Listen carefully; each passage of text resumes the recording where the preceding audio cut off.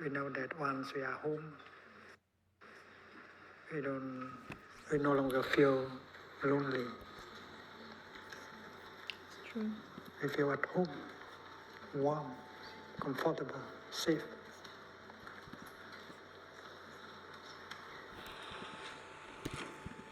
Fulfilled.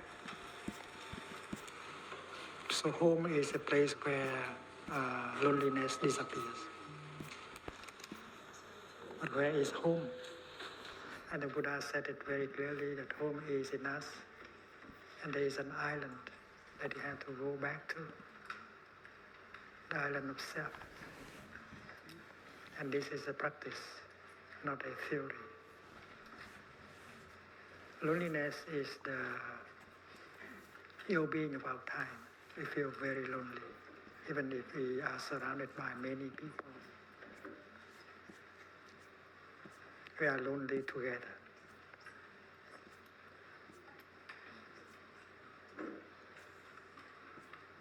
And there is a vacuum inside of us. We don't feel comfortable with that kind of vacuum. So we try to fill it up by connecting with other people.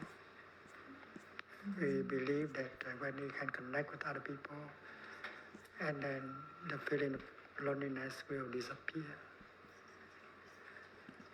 And technology supplies us with a lot of devices in order to connect, stay connected. We always stay connected, but we feel lonely, continue to feel lonely. We check email several times a day.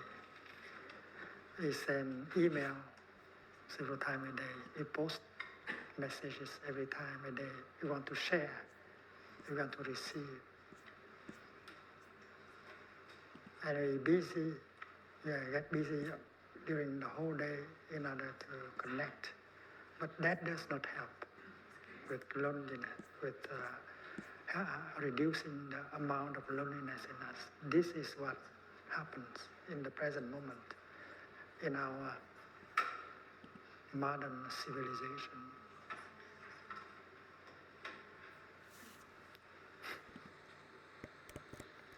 Our relationship is not good.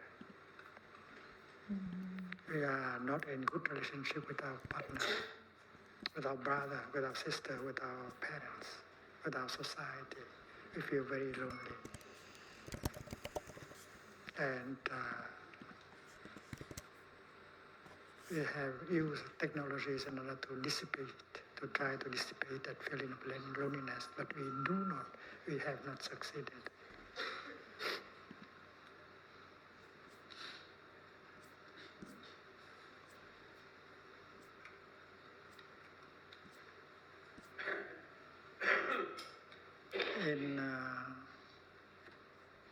In the tradition of Plumblish, every time we sit down on a cushion,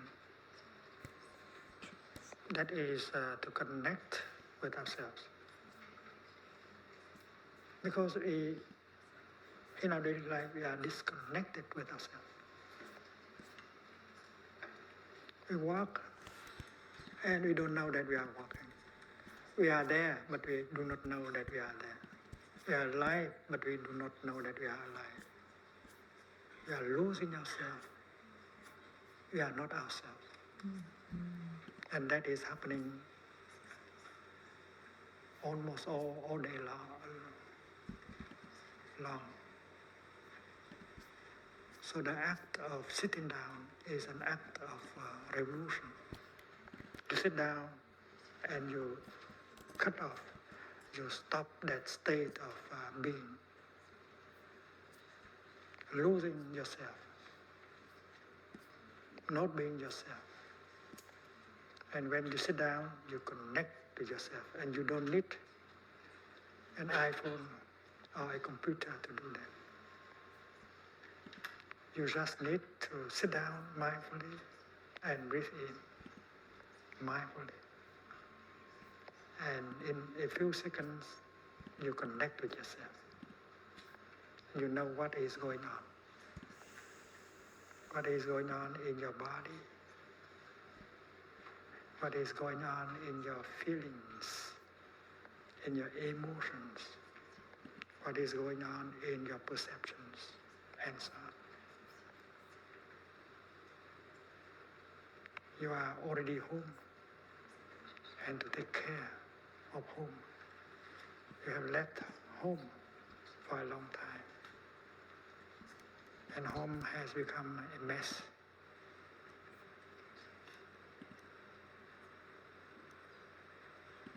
So going home means sit down and be with yourself and connect with yourself and accept the situation as it is. It is a mess, yes, but I accept it. Because I have left home for a long time, I have allowed things to happen like that at home. So now I'm home, I will rearrange everything. And with my in breath, my out breath, my mindful breathing, I begin to smile at everything. And I will tidy up my home. I allow my body to release the tension while breathing in and breathing out. And the Buddha told me how to do that, how to breathe in and how to release the tension in my body. I'm aware of my feeling of loneliness, of sadness, of fear, of anxiety. I smile to the feeling of loneliness, of fear, of anxiety. I say, my dear loneliness, I know you are there. I'm home to take care of you. And you make peace with your loneliness. You make peace with your fear. There's a wounded child in you. You recognize her, you recognize him, and you embrace him, her, tenderly in your arms. That is the act of going home and taking care of him. Every time you make a step, whether you are breathing in or breathing out, you go back to yourself. Every step brings you home to the here and the now, so that you can connect with yourself, your body, your feelings, and that is a real connection. And you don't need a lot of technology to do that. And this is the revolution. This is the way to heal ourselves and our society. We are losing ourselves.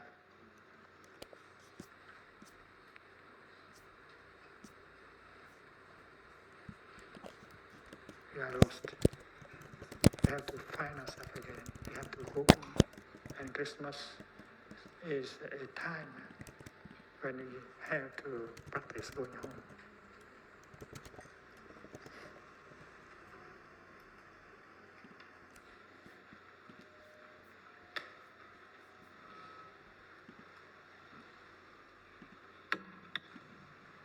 There is a illusion of connection. You think with that technology, with these devices, you can connect, but you cannot really connect. Mm-hmm. How can you connect with another person when you cannot connect with yourself? Right. So the teaching of the Buddha, going home to the island of self, is the way to heal our society, to heal ourselves.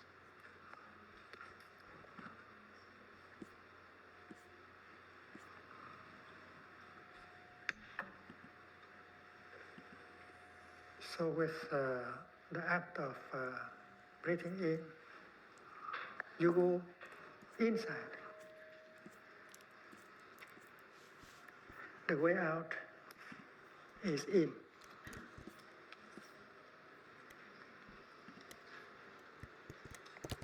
When you take a step, you go in yourself, because that step bring you home to the here and the now, help you to connect with your body.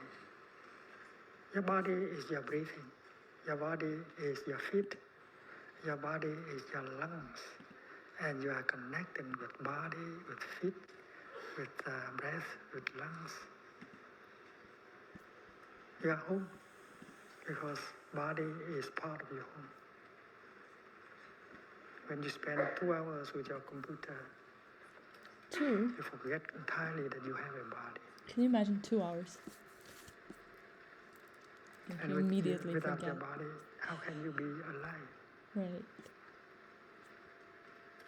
So in Bangladesh, many of us program a bell of mindfulness in our computer, and every 15 minutes we hear the bell.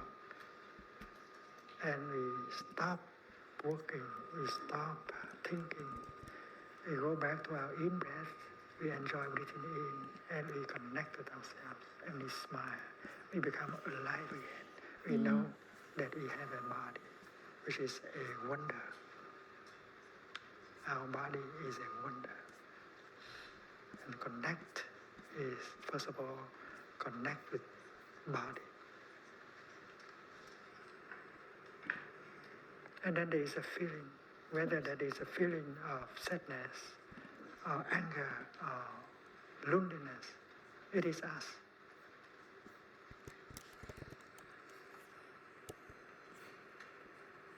We connect with our in-breath and out-breath. And then with that mindful in-breath, we connect with our feelings. We smile to our feeling. We say, don't worry, I'm home, I'll take care of you. And you embrace your feeling with tenderness, whether it is fear or anger or loneliness. And warm up ourselves with that kind of practice. This is an act of going home truly, and you don't need a technological device to do so. So mad. Oh, those old. Be a home for yourself. Really old. The Buddha said, be an island unto yourself.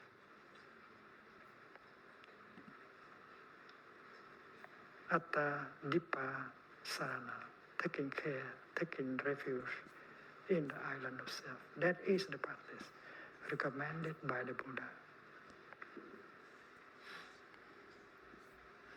So when you walk from the parking lot to your office, why don't you go home with every step? Why do you continue to think, to worry, to suffer? Every step can bring you home. You walk like a Buddha, you walk like a free person. And that is possible. You recover yourself, you connect with yourself with every step. And freedom is possible. And you are recuperating yourself. You are not losing yourself anymore. You connect with your body, you connect with your feeling with every step. And every step brings you freedom.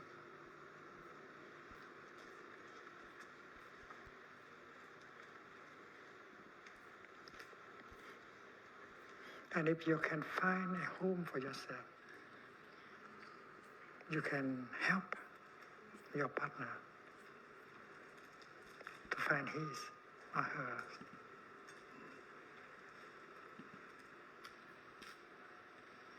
Because she is lonely also. He is lonely also. And he is looking for home, for some warmth, some safety.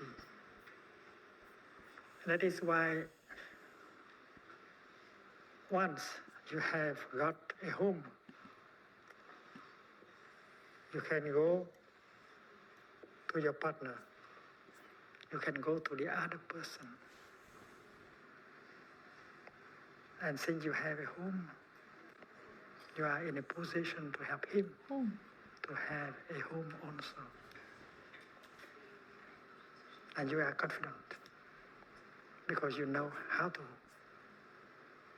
to connect with yourself, how to have a home for yourself. So that confidence in you will inspire him or her to do the same. She can find a home in you. And then she will lean on that in order to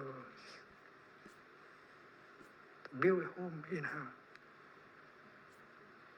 But before you can go to him, to her, to help, you have to help yourself. You have to connect with yourself.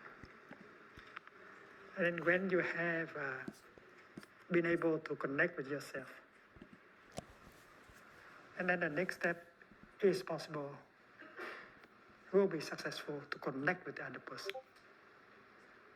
And without the first step, the second step is not possible.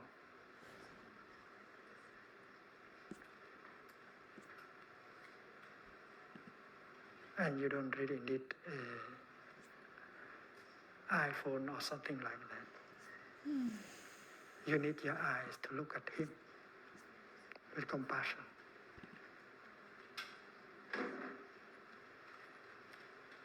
Even if she's not in the same town, you can connect with him, with her easily, because you are already yourself, you are already home. And whatever you say, whatever you think, will help her, will help him to recover herself. And then when she is able to go back to herself, and your relationship become a real relationship, because both of you have home. And that's why when you come together, you find home in each other at the same time as in each of you. And this is a collective home for both of you.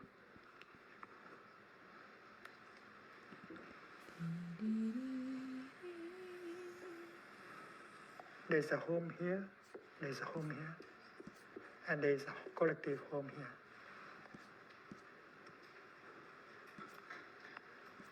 And that is the base of everything. If you want to help society, if you want to help community, if you want to help your country, and then you have to base on this. And when you have a true home, you have happiness, you have safety, you have fulfillment, and then you are in condition to go to the other. Whether they are an individual or they are a society, a group of people. So this is the way prescribed by the Buddha. Everything has to begin with yourself. And the teaching, the practice is very clear. Every breath, every step, every sitting, every act, like drinking, cleaning, if done in mindfulness, help you to go home and to enjoy the wonders of life around you and in you. Your body is a wonder. And the hill, the clear streams of water, they are all wonders. And they have the power to heal.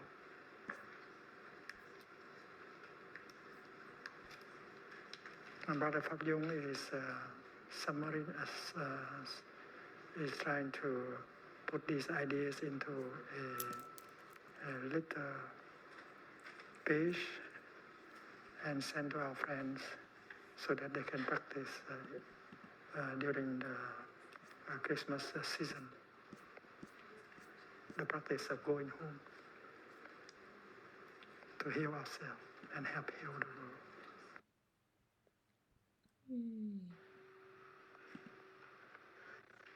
Should we listen more? Thich Nhat Hanh?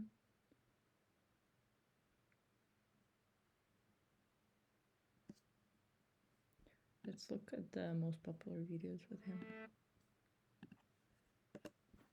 Yeah.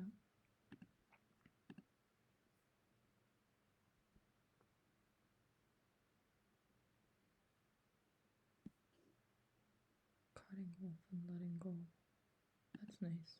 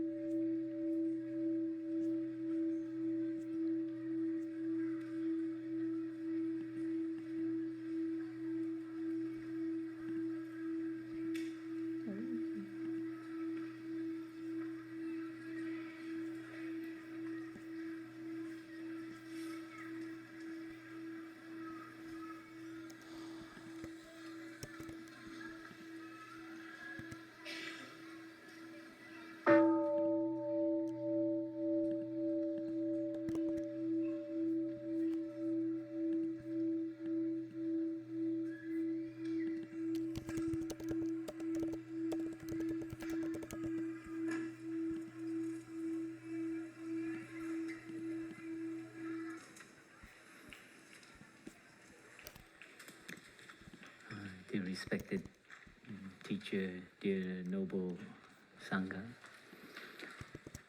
dear family. We are in our last week, like my brother shared, of the summer retreat. It's the only month where we have children, lots of children come. And the monks and nuns were very grateful for you to bring your family here, to your children. Although we do see it is very challenging for some parents to be here. But it is, it's good to be challenged here in the Sangha. So we hope that you find a way to learn to be with your family, with your children, with your partner, with yourself, more compassionately, more kind, as you are a parent, as you are a husband, a wife, a partner, whatever that relationship is, that hopefully you'll stay here, you'll learn to be more kind to yourself. And through that, you can be kind to your loved ones. So this is what our hope for the summer retreat. That's all. You know, we summer retreat is a family practice, and so this is the reality of being in life, in the world. And we thank you for having children, because we've chosen the life to have no children, so we get to play with your children and to give you your children back when they cry. I said, okay, mommy. Yesterday I walk around, and any new baby in the village in Upper Hamlet, I always come and I touch the head of the baby, and I pray the baby will have a nourishing growth. So there was one 6 months only. Sometimes they bring the baby even younger while it's still in the womb. And so I can't do the forehead, so I have to touch my head. And you can feel the energy of the baby. So this is a beautiful environment that our teacher, Thai, has created.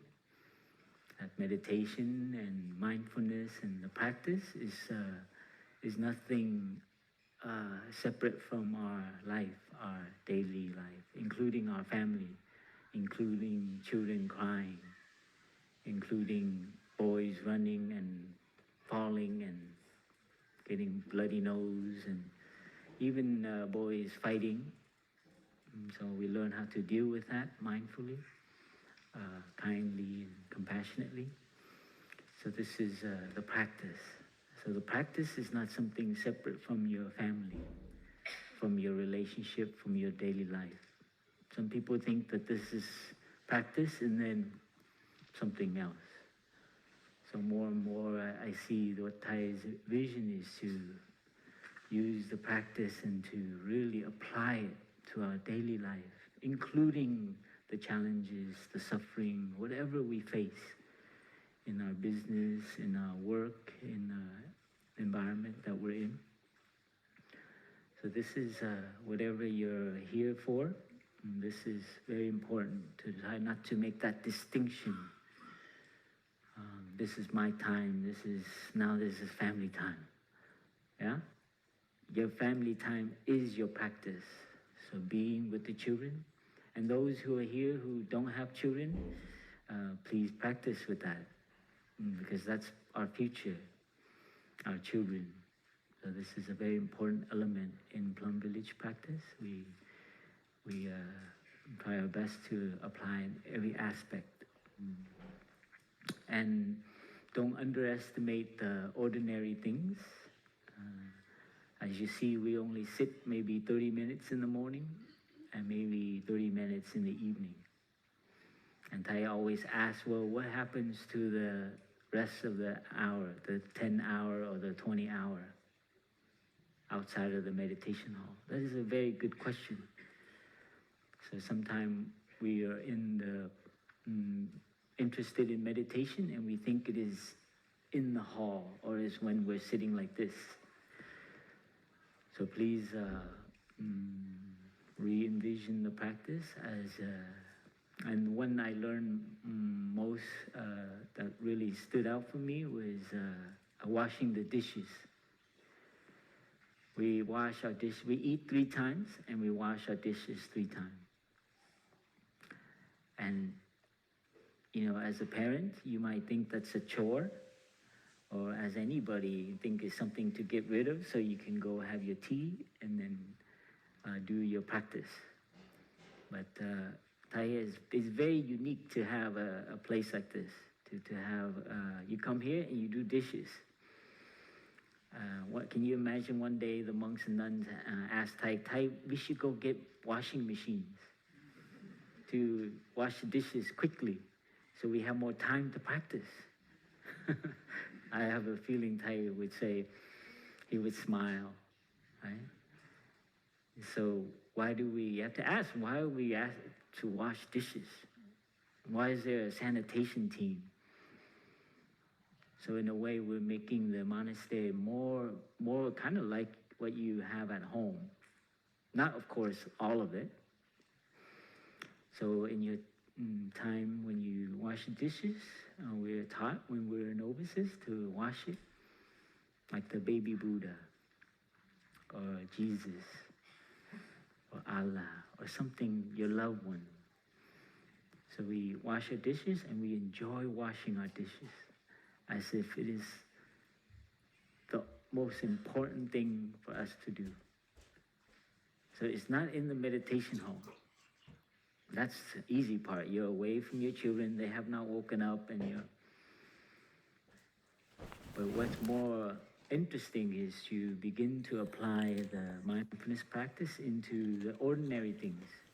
Getting a cup of tea. You don't need to rush. You just get your cup of tea. You wash your dishes, you wash your bowl. You don't need to rush to do it.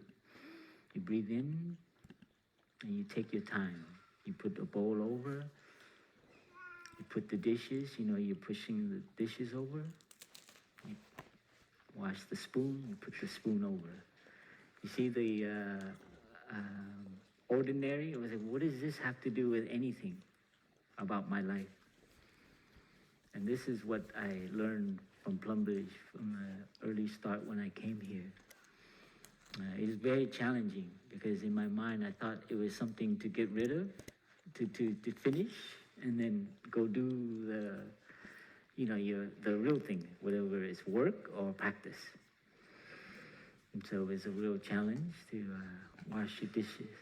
So this is something I want to just offer to you to use this week to retrain yourself or to train yourself to wash the dishes and your bowl and your spoon in mindfulness and relaxation. I mean, don't do it like you're practicing, that the whole line is looking at you. You know, be ordinary, don't stick out, okay? Just do it, smile, enjoy. You know, the baby Buddha can, so just don't overdo it, okay? Don't over practice, but do it at a leisurely place. Mainly to enjoy it, don't rush it. So that's one habit that I learned in my early day, first coming here to Plum Village.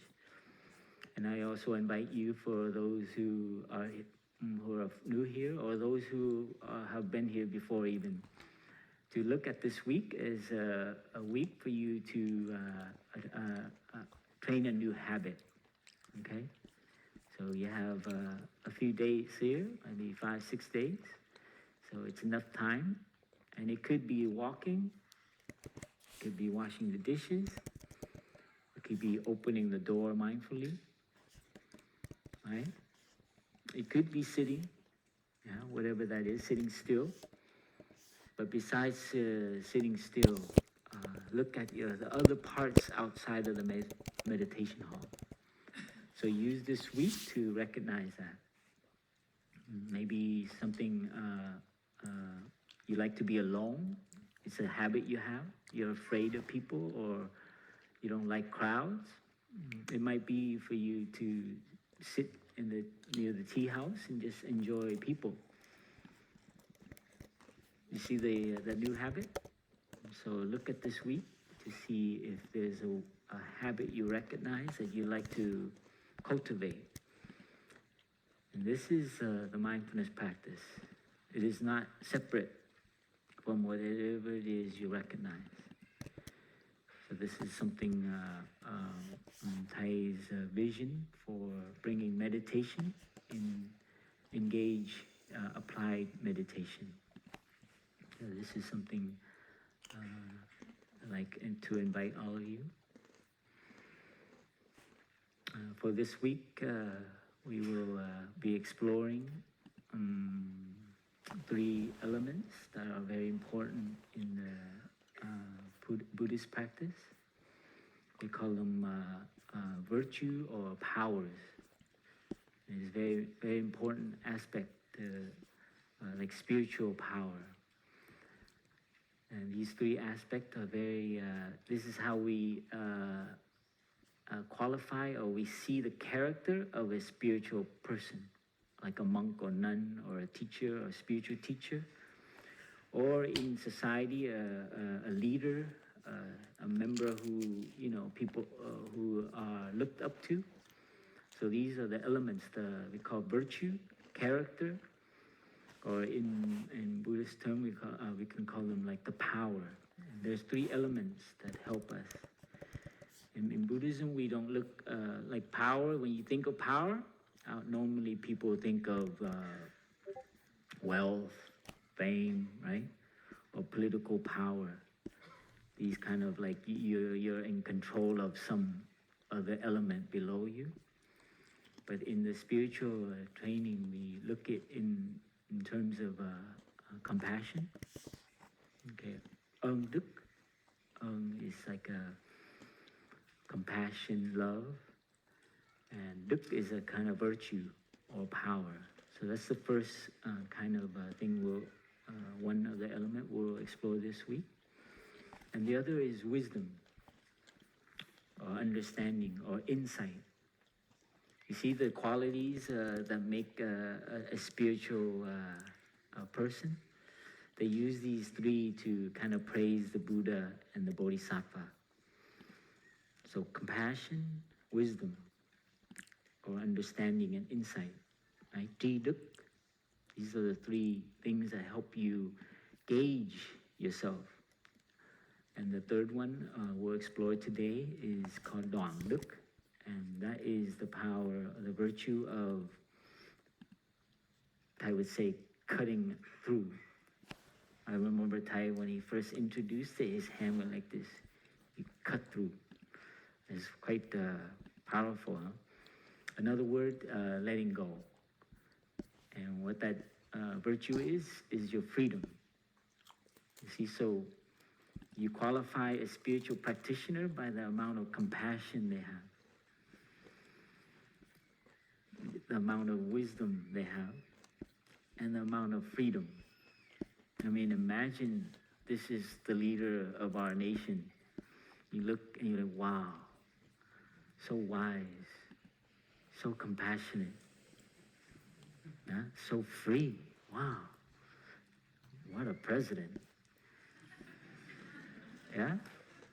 And so if you're a part of any organization, if you're a leader, please reflect on yourself. What kind of power do you use? Is it based on fear? Is it based on politics, your status, where you're at? So these are the typical power that we learn in school, in politics, in history, right? But as you are on a spiritual journey now, these 3 qualities is what really makes or breaks, right? They say in America, it's what makes you or breaks you. You don't, and you are seeing that now. in society, the kind of freedom people really have, the kind of power. So it looks like they have a lot of power, but in the end, somehow the power I feel you became a guys. temptation, and it becomes a big scandal or a big break. So these are things we have to be aware of. So I'll use the board and I'll write for you. Let's do this.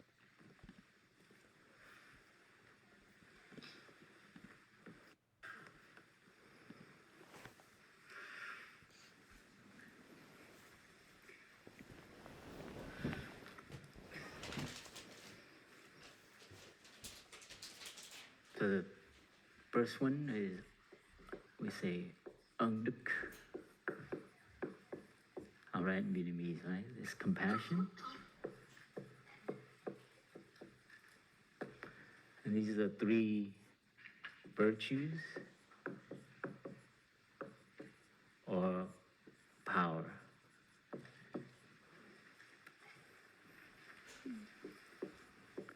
Tri Duk.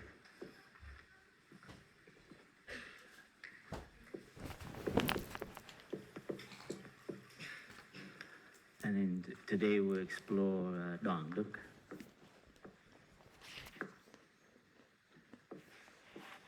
This is cutting through.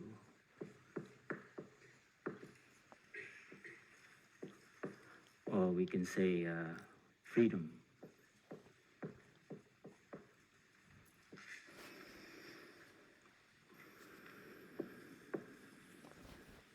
Cutting off.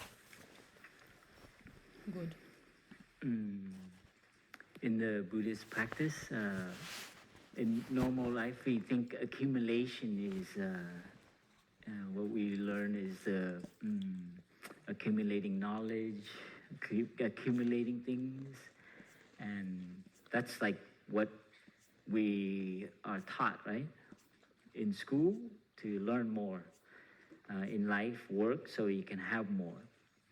In the spiritual practice is to release, is to eliminate more. It's not to accumulate more. We even accumulate views in Buddhism. You remove views. You see it's a very interesting thing. So if you're on the practice and you're starting to accumulate a lot of things, oh, Plum Village, I know them now. I get it. Oh, I understand everything about Thai's teaching now. Be careful when you're on the line of becoming very dogmatic. So you learn, it helps you, and you let go. So the Buddhist practice is like medicine. It helps us, it frees us, and then you don't go holding on to it. So this is the freedom of cutting off. And what are we cutting off? Mainly the three afflictions. The first one is our craving.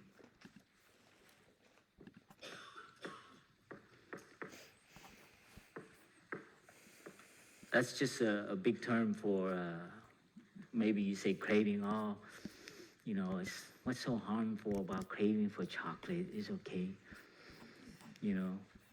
But there's other subtle. It represents a whole class, and there are three classes that are huge in Buddhist practice. And I think you know this one is tham, right? In Vietnamese, craving, and this will be our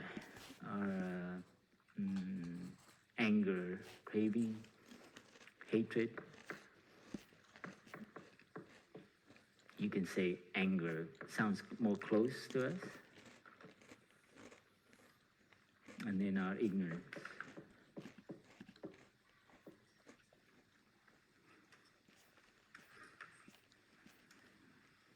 Our wrong views.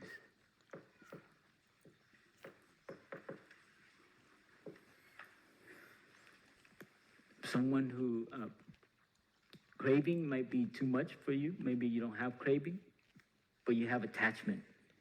So anything to do in this category involves grabbing. It could be chocolate, it could be views, it could be greed. Hello.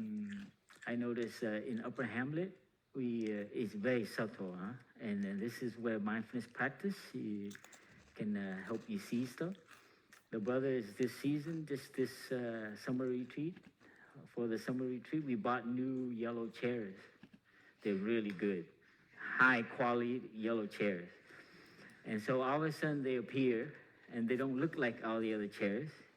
There's the white one, which is like 20 years old. There's the green one, which is about 10 years old. And then there's the black one, which is about 5 years old. And then people know, the yellow chairs. And then, there's some people who are very, before, their family gather before dinner, they make sure they get all the yellow chairs. Or at least some of them. I just put some green ones so it doesn't look like you're so greedy. I know that's probably not, there's a wrong perception, but just in case that's happening with you, that's in the category of craving, you see? It's very subtle, huh? But this is, these things they don't cause suffering much, right? Just little thing, chocolate, but if you're careful, you'll see the subtlety of it. Sometimes we're a little stingy. Pride is also a kind of craving. You don't want to admit it. You don't want to let them know, so you hold on to it. You see? You don't want to apologize. You don't want, no big deal. See? It's very subtle. So craving, it sounds like, but there's also stronger ones, like urges, addictions. These are we're entering into mental illness, obsession, neurosis. What is it? The attention, kind of like, so it's a kind of, it becomes a little bit more, most obvious is, was it sexual craving or lust? This is 45 a huge NFTs. problem right now.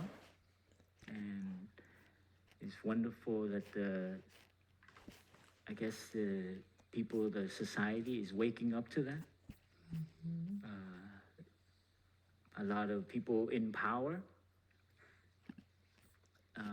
very easily tempted to abuse that power. And our craving is the most primal kind of energy that will tempt us. And this, as you see in the news in the last year, is really for the good. It's a kind of beginning anew for our society to look at the kind of structure we have and the type of what we allow. And this is not to blame anyone. We are involved as well. We have created a society where we water the seed of craving a lot, of lust, and so on. And so these are victims. People who are in place of power, that they don't have the spiritual power of letting go of true freedom. It looks like they have power, but there's something eroding. So this is a good way to understand where this fits in as a spiritual characteristic of a person, of someone who's on the spiritual path.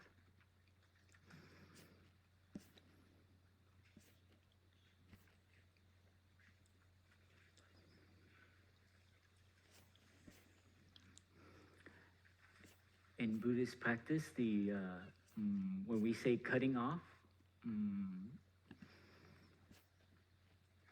there's also a practice of equanimity, of staying mere awareness is a quality of love.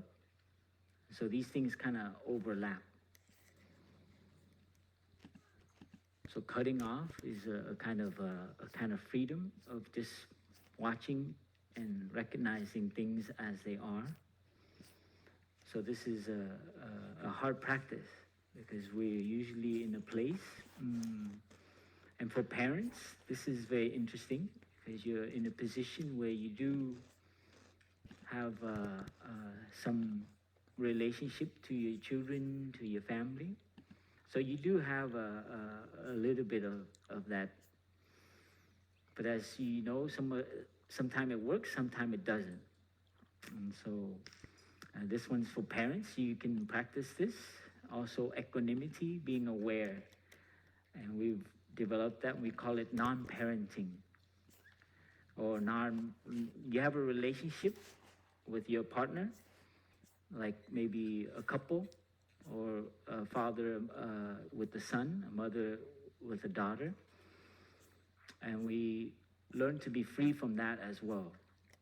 So learning to cut and be free from that. Because you see, you do the mother thing with your child a lot.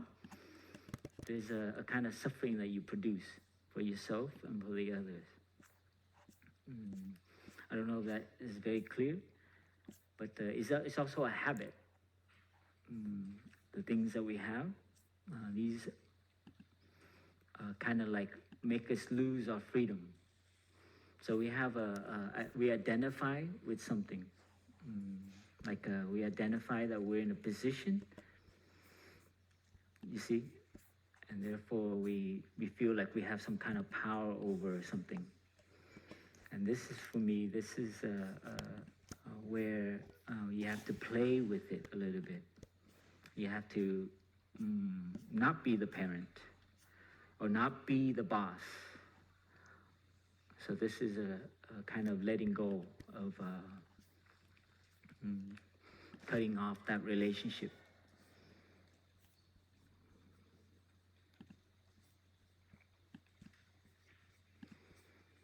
Normally, when we in society, we run after wealth, power, fame, sex. These things are related to power. And if we don't, use the trainings, the mindfulness training, to really examine what these elements are, they all have a hook. So this is the part here. I would remind us that, or in the sutra, the temptation, like to have wealth, is perpetual. It never ends. There's a hook to it. And you lose your freedom that way. And then same thing with sex. The pleasure is short, but it can become overwhelming, or sometimes lead to even perversion. So this is we must remember this. In our society, we don't teach this. We don't teach the danger of these the money, wealth. Normally we praise that. We put it on the high ground. And this is the kind of society that I grew up with.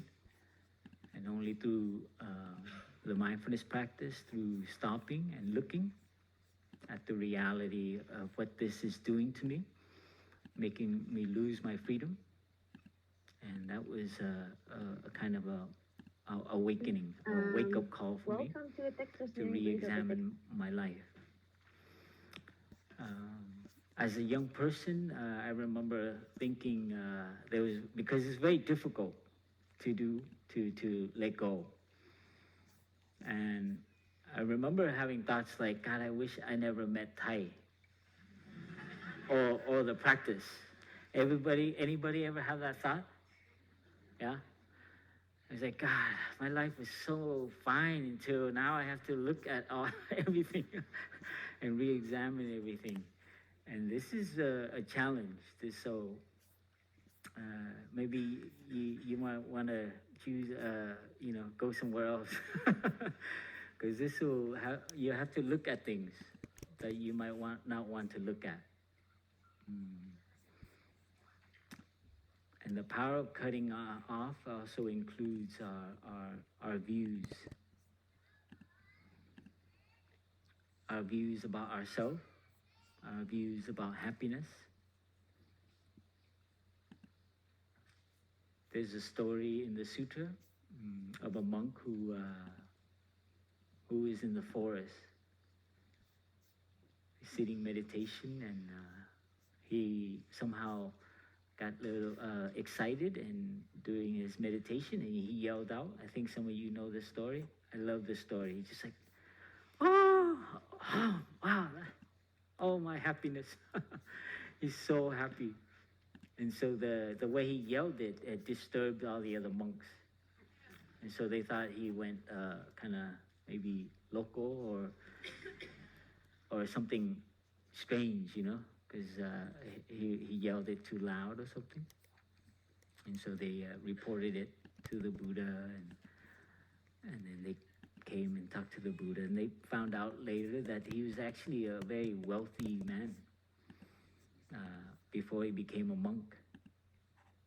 He was like a real good business person. He had, you know, mansions and so on, probably a nice car, you know, 2 or 3 nice cars, and a garage with security, camera, you know. I'm skipping time, huh?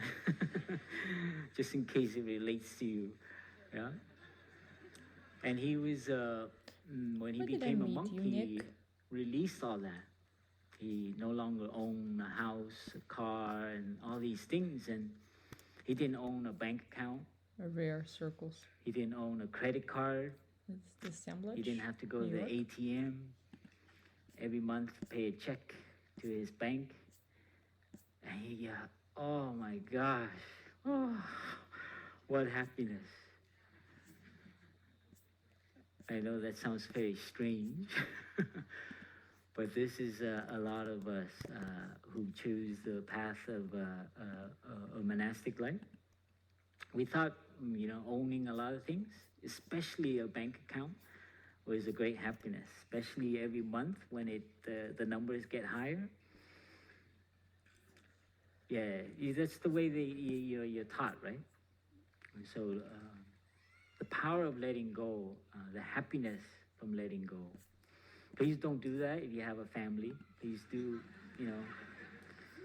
you please look at your condition. So don't let go all your cows. I would say is releasing cows, right? So you have to look at what kind of cows you have. The physical cow is, do you really need all that? Do you need another car? Do you need so on? So this is the practice to help us look deeply and how simple our life is. Because sometimes those things, we have idea that they make our life better, but it actually takes away our time, our quality time with our family, with ourselves. So please re-examine.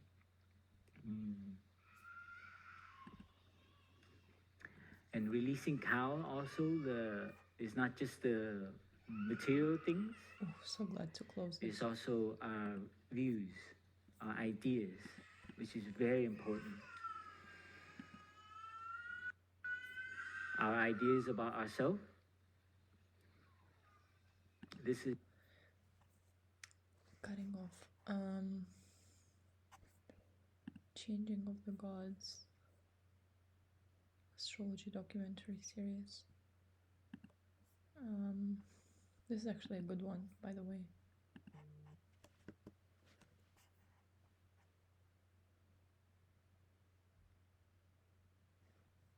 Me, Pisces.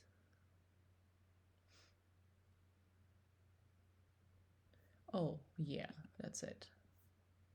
Hey, my name is Chris Brennan, and you're listening to the Casual Astrology Podcast. Joining me today is Kent Bai, and we're going to talk astrology and artificial intelligence is a topic that we've got into a little bit yesterday on the Astrology Podcast episode, but not a lot. So we're going to get into that, amongst other things, a little bit more today. a little casual, hopefully a little bit shorter than our 5-hour conversation yesterday. Yeah, that was pretty epic. And yes, there's still stuff to discuss. AI, consciousness, I'm sure we'll sort of dip into a wide range of different topics. But it's been a great trip. Thanks for having me out here. It's been a lot of fun. And yeah, it's fun to kind of do some deep dives in some of these topics. And I think when you look at technology and its relationship to technology and astrology even, it's been quite an interesting evolution. And there's still more to discuss in terms of the future of where this is all going.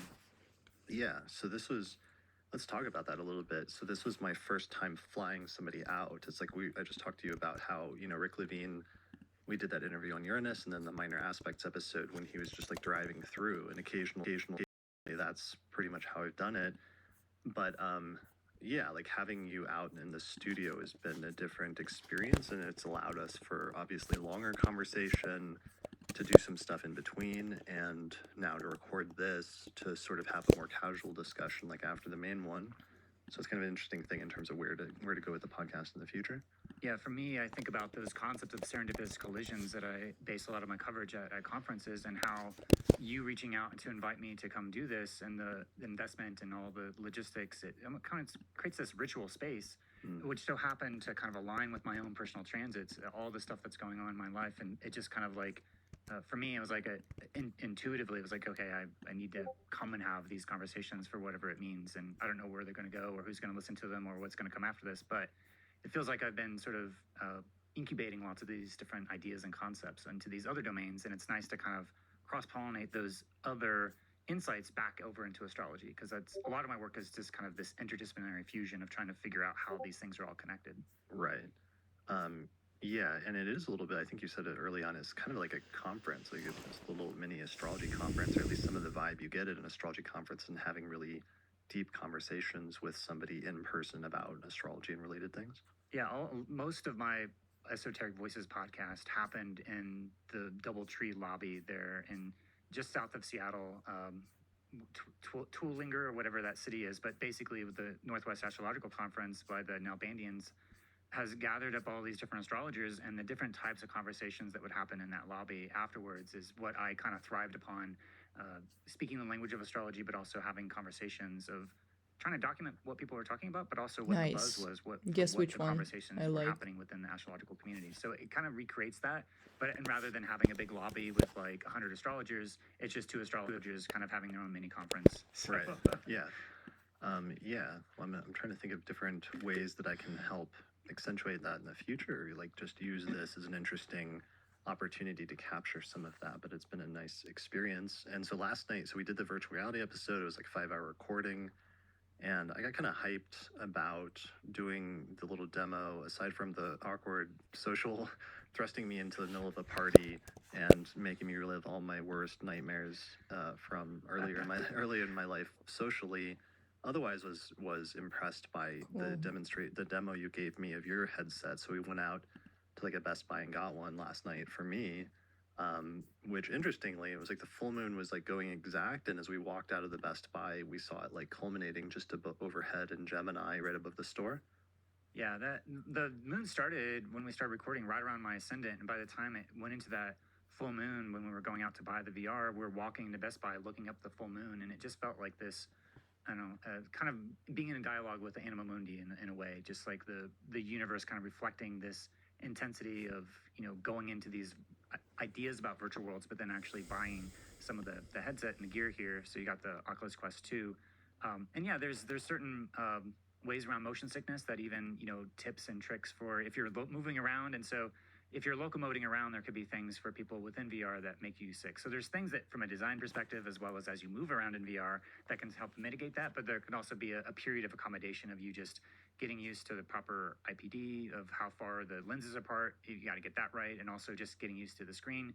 So there might be some time where you may get some headaches or feel a little sick, but hopefully you'll find your own tolerance of what the triggers for motion sickness are for you. And you'll either pick experiences or know how to kind of mitigate those by squinting your eyes or, closing your eyes or, trying to avoid certain things that may be motion sickness triggers. So that's part of the other thing that I think as you were going to bed, we're kind of dealing with some of that. Yeah, but it was fun. We got to meet up with Wonder, your partner, and my old friend, going ways back, and talk to her a little bit, which was really nice because I haven't seen Wonder in person in years, probably since one of the last major astrology conferences, Like like UAC, probably 2018, yeah. Yeah, Chicago in 2018, almost 4 years ago now. So it was nice to see So her and hear cool. her voice, and it was wild seeing her move her hands in VR, and her expressiveness was really like coming through, and is like really reminding me a little bit more vividly of like her as a person and the energy that she gives off when you're in person Dick talking to her. It was goods. pretty wild. Yeah. Even though she was in pickle form, her avatar. Yeah, pickle. Okay, no, I need to focus on that. You guys shut up.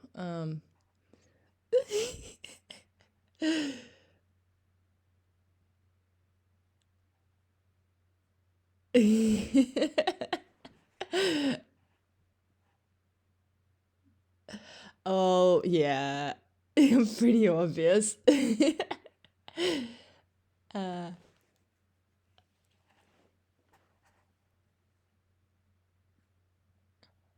balance.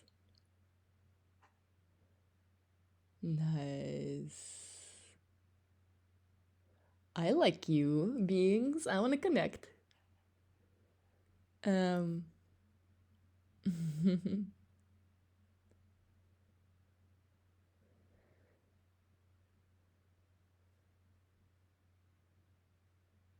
Cool. Pretty obvious.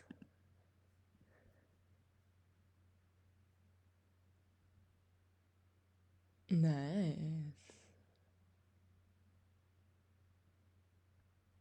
Nice.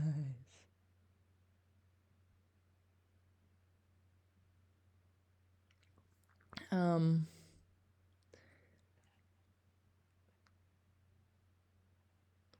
It's probably this.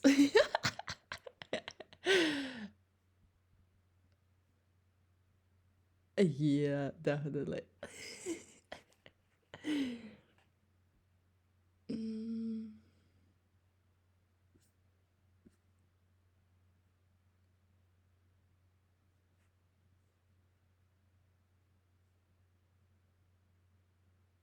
Бабушка, бабушка.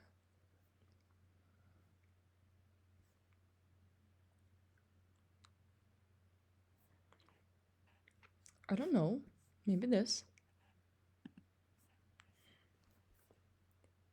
Oh, amazing. Choose your deck. Well,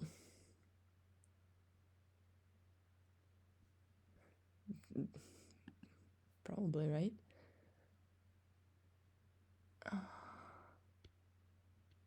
Ooh, ew.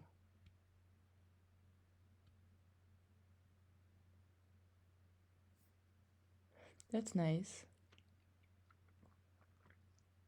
Wow. Yeah, no, for sure.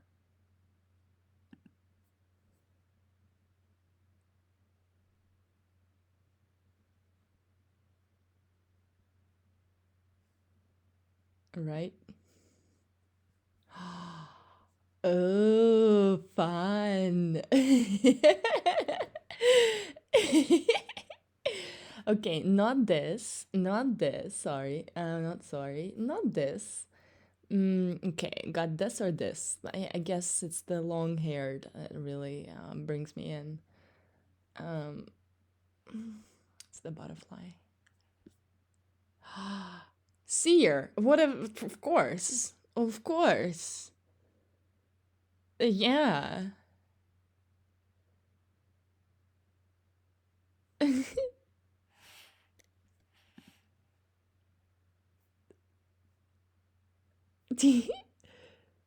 Can you imagine? Should I share? I'll share. Why not?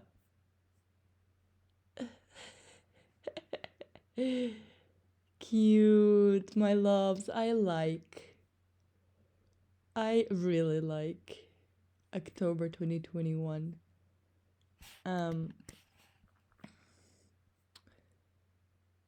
Let's see. Community, these girls. I'm gonna follow all of them, you guys. We're the seers. Amazing. Yeah, so should I like create another company inspired by this?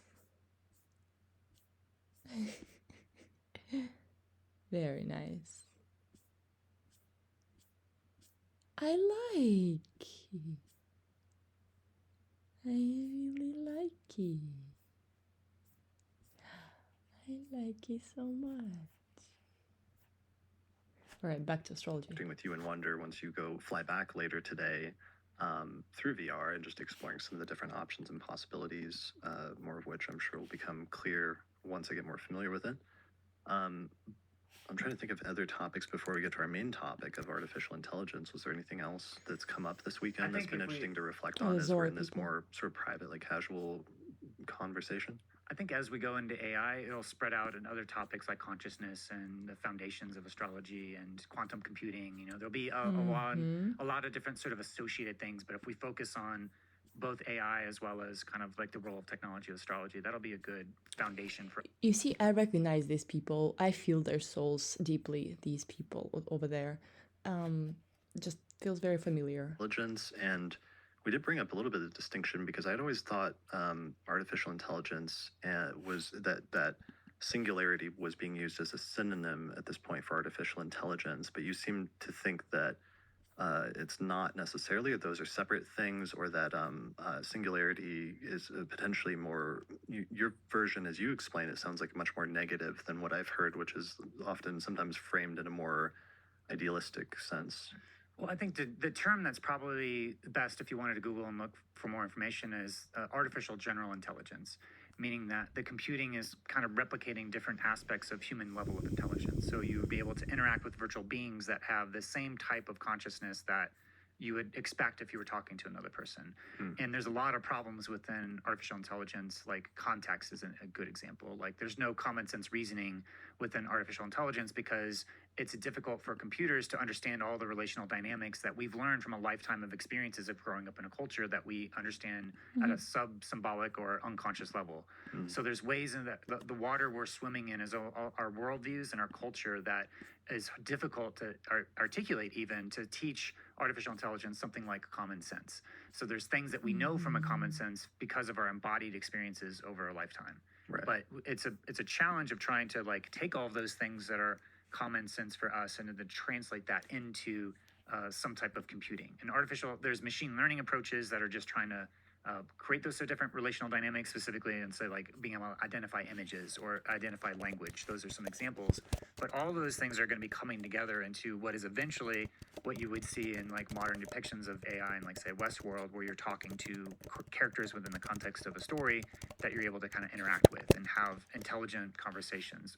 And then there's Nick Bostrom, who talks about these concepts of superintelligence, meaning that like you're able to match the humans, but eventually transcend what humans can do into this more exponentially increasing amount of intelligence that is like a godlike, omniscient type of intelligence.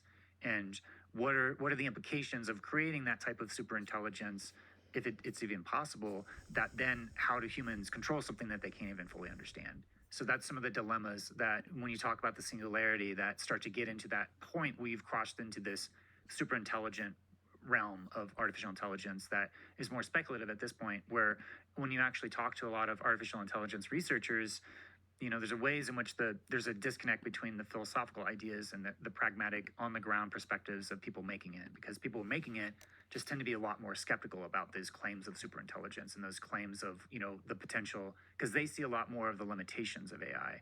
So there's a split between the popular discussions of what we see in the media and this mainstream depictions of AI. This is much more dystopic vision of AI overlords taking over and killing us all, the Terminator. Whereas in like Japanese culture, there's different types of mythologies and cultures that was more in a right relationship, where AI is more of this kind of assistant that's serving humanity. And we haven't seen as many stories about that, so our mind tends to go into that more dystopic overlord type of mindset. So, and also for me talking to a lot of AI researchers, they just kind of dismiss a lot of those grand claims of superintelligence that are just kind of like hyperbolic and not really grounded into where not only where AI is right now, but also the limits technologically of where AI could go. Yeah, I mean, we're still ways off. And I forgot to mention, to ground this conversation, part of why we're having it is one of your other podcasts. You do Voices of Virtual Reality, but you also did a podcast, which is Voices of AI, right? Is that at one point, or is that still ongoing? It's currently offline, but I did probably record somewhere between 200 and 300 interviews, and then published 5. But Wow. because I had I like don't the like- Voices of VR podcast where I've recorded around 1,600 interviews, and I've published about over 1,000. It was sort of like I was one of the leading podcasts in VR, and I was worried that if I wanted to try to do that same scale or pace within AI, I was going to sort of diffuse my attention to the point where I was going to not do as good a job on either. So Yeah. I kind of focused on VR for a long time, and then started other podcasts around mathematics and philosophy and decentralized web technologies, as well as some stuff about artificial intelligence and all the other podcasts we talked about a little bit yesterday around sort of more astrological and more esoteric aspects. So there's connections between all of those, but the Voices of AI, I was able to go to some AI conferences and talk to AI researchers, which is kind of Nice. informed my own orientation and perspective of not only what the potentials are, but also more of the limits and constraints. Because a lot of times you see a lot of hyperbolic claims about what type of things you could do with AI, which I am skeptical of, but also realizing that it's not really understanding the limits of consciousness or the limits of what technology can do in general. Yeah, that's wild that you're just walking up to strangers at conferences. Like I'm used to it now at astrology conferences with you because it's become normalized that I forgot probably what that was like, both for you initially at the time, but also what it would have been like for people like me that I didn't know you or something, and it was just like a stranger trying to interview you. But that's interesting, doing it in a completely like foreign context of like an AI conference where you have all these people working at like super high levels of some of these problems in technology, and you're just walking up to people and asking to interview them. Yeah. And so the International Joint Conference of Artificial Intelligence had thousands of different AI researchers from around the world. And what I realized was that I was coming up with the limits of understanding the underlying mathematical underpinnings of the AI. So then the most difficult thing I've ever done was to go to mathematical conferences, the joint mathematics meetings, and just walk up to, what they're from like 3,000 different types of mathematicians, and to just walk up to a random mathematician and to ask them, about what branch of math they're working on without knowing anything about that branch of math. And so it was probably like the hardest thing I've ever done, because it's like trying to understand the underlying language and I started through the philosophy, understanding the philosophy of math and starting there, and then getting people's sort of philosophical orientations with mathematics. And then from there, understanding enough about what they were talking about to sort of have them explain the different branches of math. And so it was from that I, stumbled upon aspects of mathematics like category theory, which is actually much more of like an archetypal approach to mathematics that has been So I already have it. producing a lot of really interesting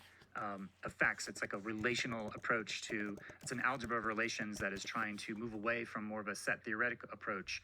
But what they're finding is that there's like an explanatory power that is able to do the mathematics itself, which is quite an interesting to see how the foundations of math may be moving more towards a category theoretic approach, which has elements of archetypal, connections to archetypal cosmologies that, are connected to astrology in a way that most mathematicians are not necessarily thinking about or talking about. But that's because I'm going between all I have these no idea what my different passport realms. is. What are you There's talking ways in about? which that I'm taking those dramatic esoteric insights and then seeing how there's connections, whether it's in AI, virtual reality, or artificial intelligence. I was just thinking, You thinking about lost your me. chart, and you have You know- Gemini rising, and it's got to be that. I think I did it. I really think I did it, but I don't remember. So what are we gonna do about this? You know what I mean? You know what I mean? I hate it. I really don't like it, Web3. I don't like.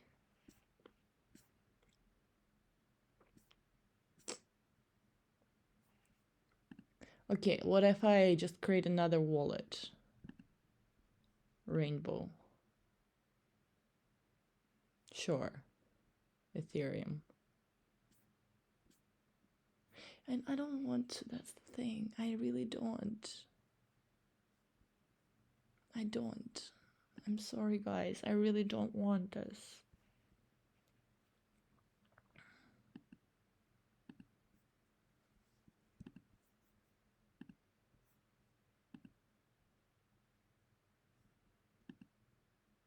Let's try. Let's try. Let's make it happen since I already have Coinbase. Right? Can you imagine if this is gonna happen today on the 11th of November 2022 finally? The only thing I need to do this whole like yeah, I need to still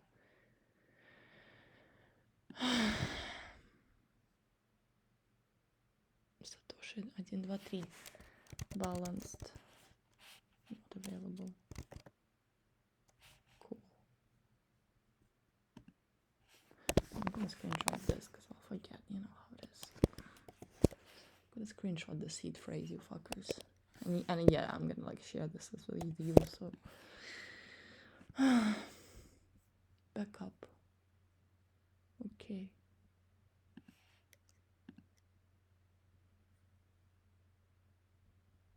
Where is it? Copy to clipboard.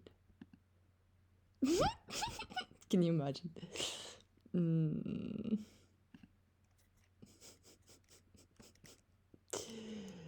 Yes. Coinbase seed.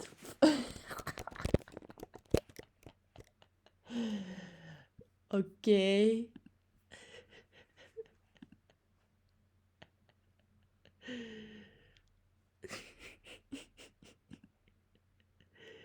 Oh no.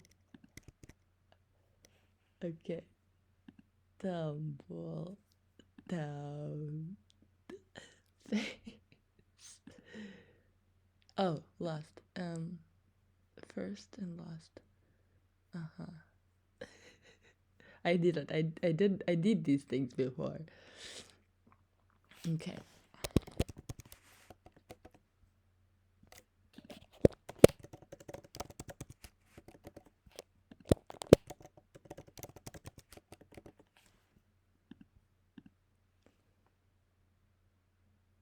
Okay. Good. Does it mean that we can use the mirror?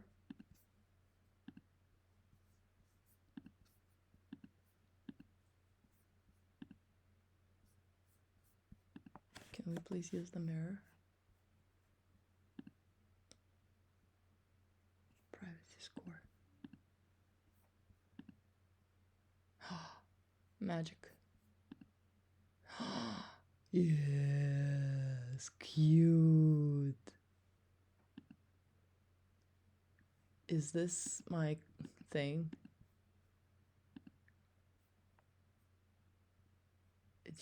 Sure. Okay, great. Now I have the mirror. Name. Balanced. DAO. Bio. Let's copy it from Insta. I'm excited. We're doing this. We're making this happen together. It's the Cryptic Coven that made me do this, right? You guys, I followed you, right? Yeah.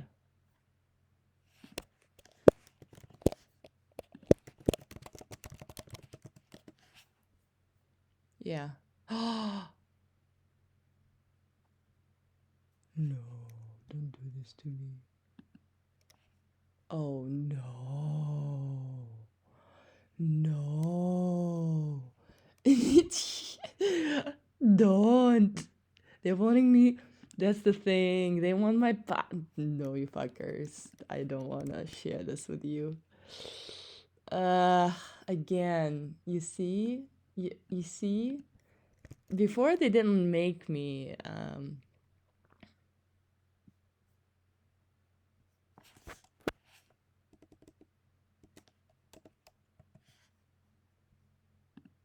yeah. Oh, colors. Purple, black, purple. Like this.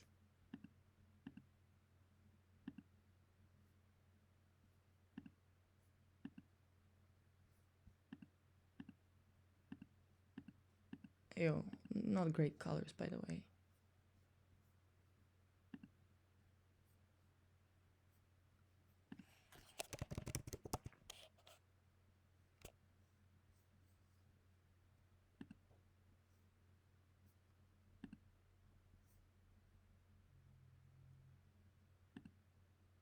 Ew. Do I have to?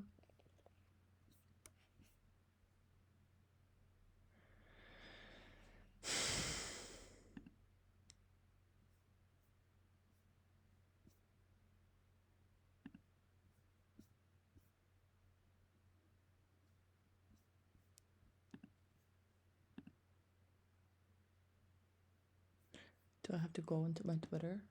You guys, you make it very, very, very intense.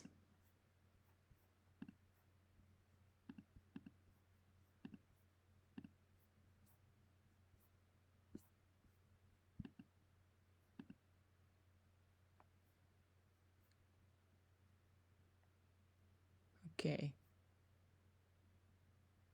Entries. Create your first entry.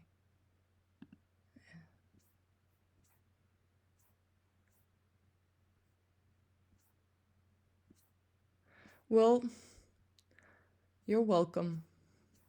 I did it. My first mirror.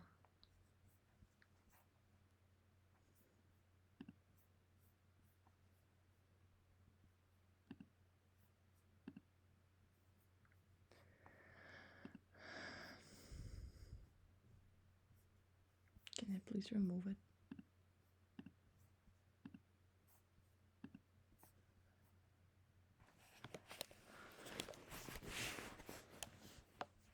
What do we do?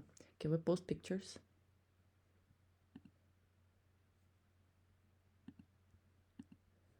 I mean, so much opportunity. I don't know. Pictures.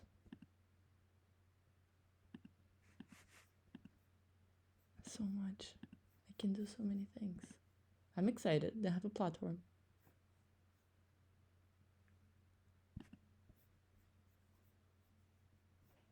Well, let's first, I guess, get a link. Plugins.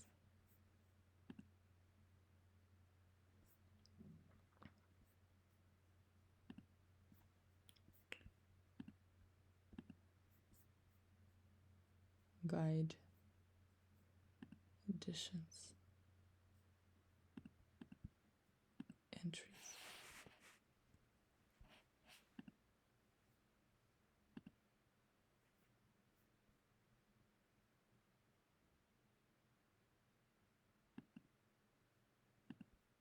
Um,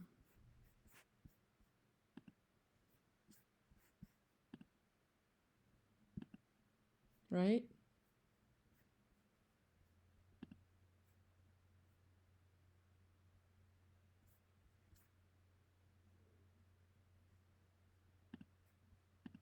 Okay.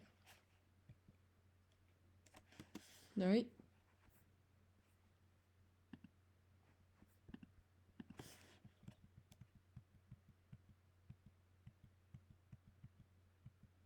Which one? This one?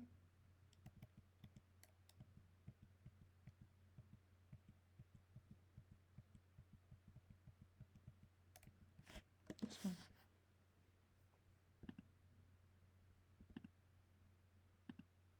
All right. Ooh, black. Balance down. No.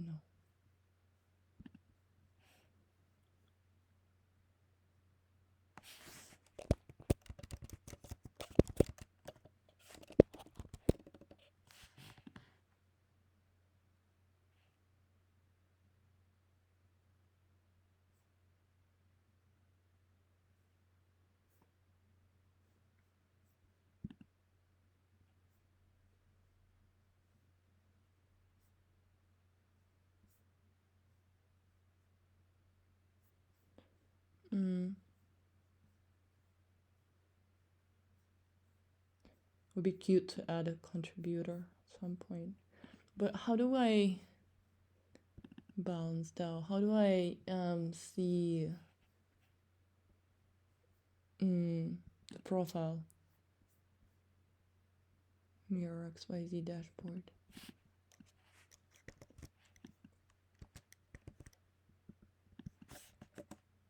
I mean, why not? balanced network. I haven't seen that before.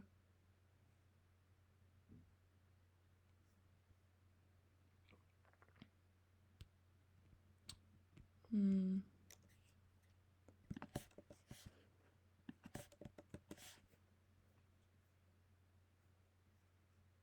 There's no way, right?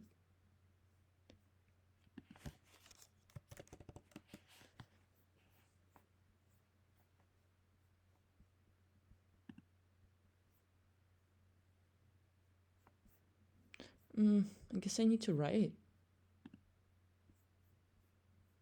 What are we gonna publish? I guess, I mean, that was the thing, right? That was the idea, that at some point we're gonna end up on here.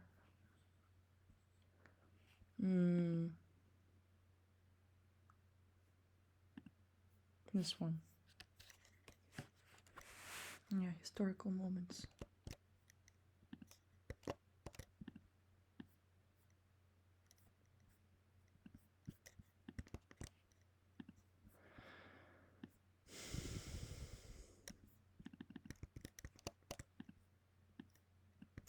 At least I have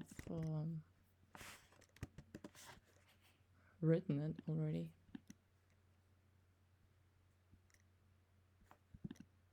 You know. Picture. Please. Please. Let me add the picture. Copy. Full screen. Duplicate. No. Ooh, we did duplicate it. Full screen.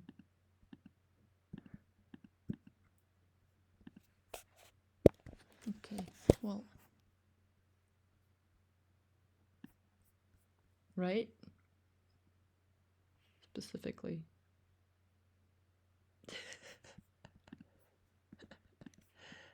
Ay, cute. Está aquí. I'm happy. We're moving somewhere, right? We do.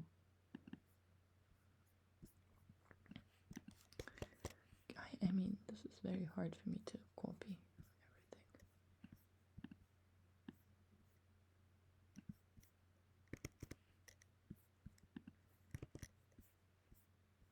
Cute. Yeah, they leave the formatting. I like.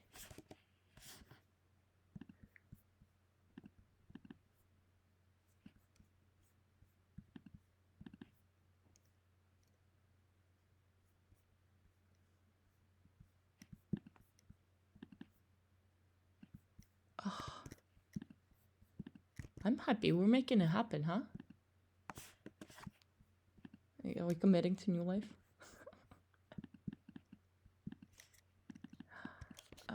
You know what I need to do though? I need to find those screenshots.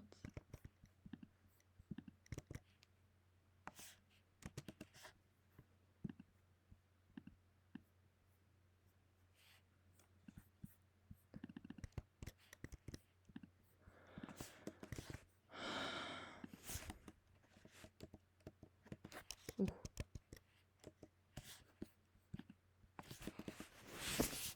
Oh, gosh. We're doing this. Breathe deeply. The sound of your breath.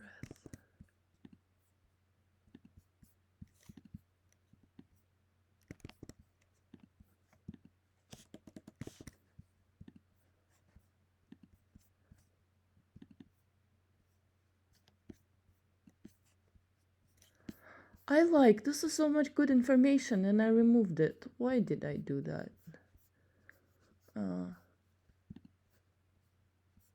Yeah.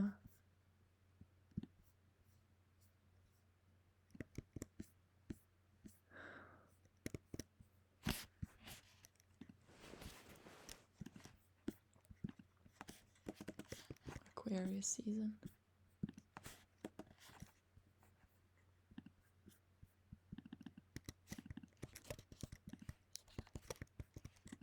The formatting is not working anymore. But it's cute.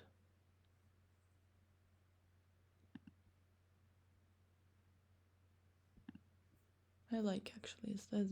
I hope I can change it, right?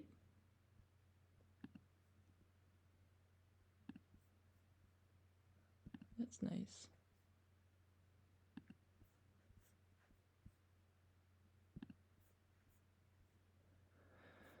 I'm happy.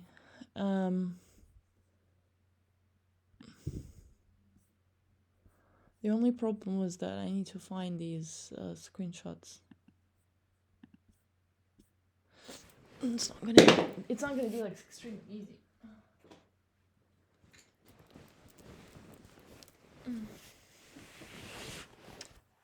Should I just do again those screenshots?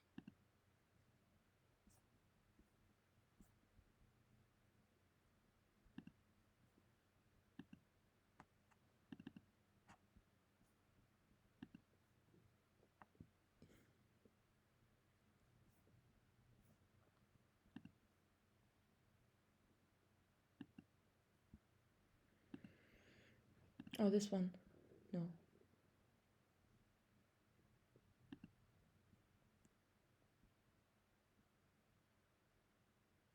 This one. Yeah, this is it. Right.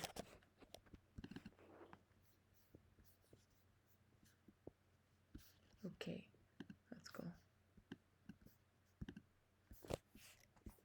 Where is it?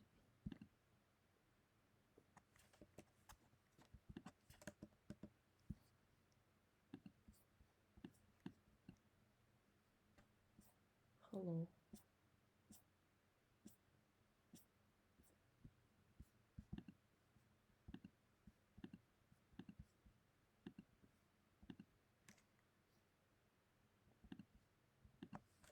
Oh, I love that it's, you know, making me write better.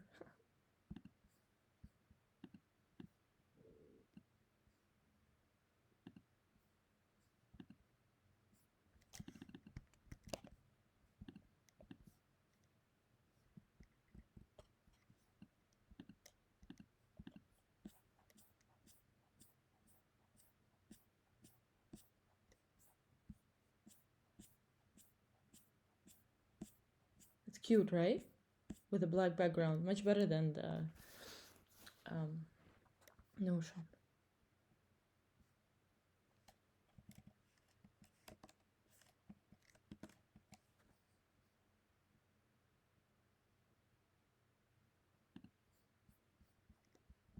Should we share more?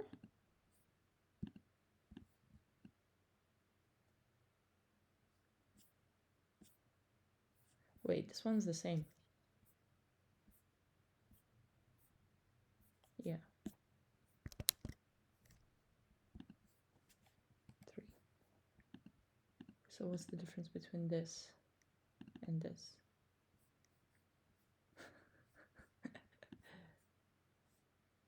No.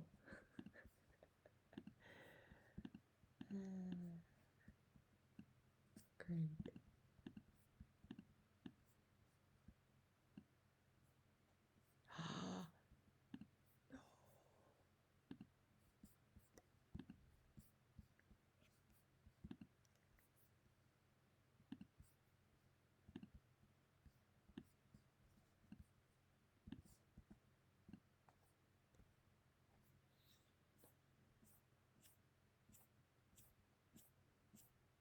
Should we keep this? What do you think?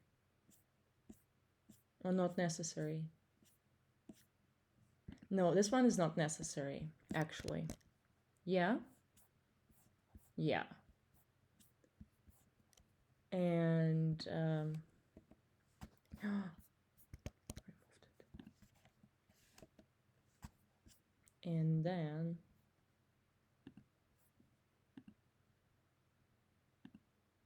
I think,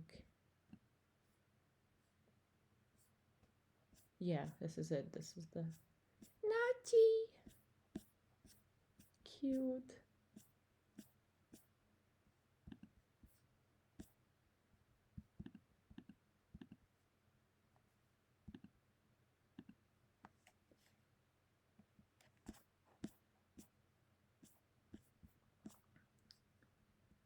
we do more? What we got here?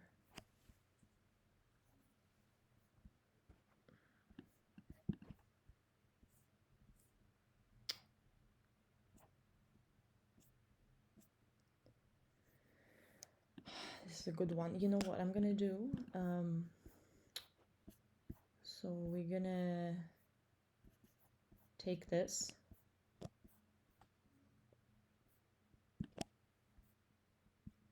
Yeah? No.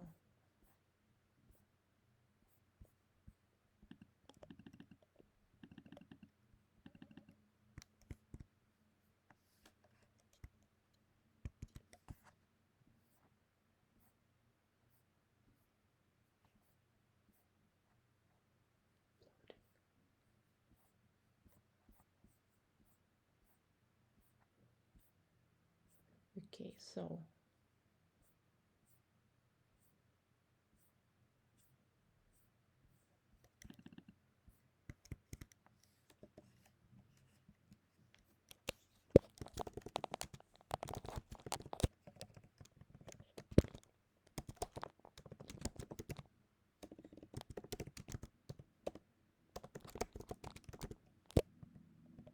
yeah.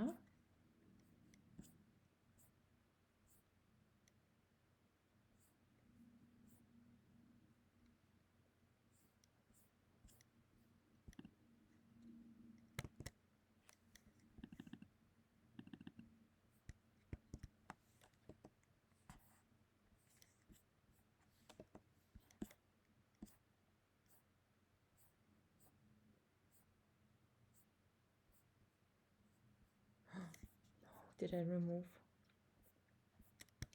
I think I did. Yeah.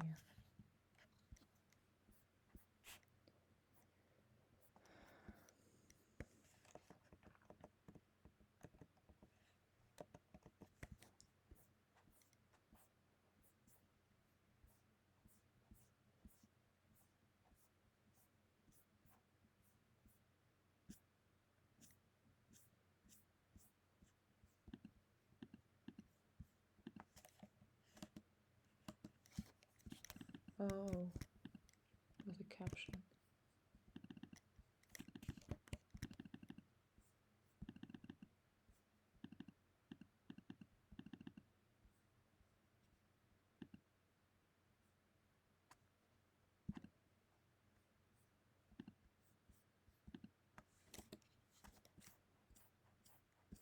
So this is closing. And one more.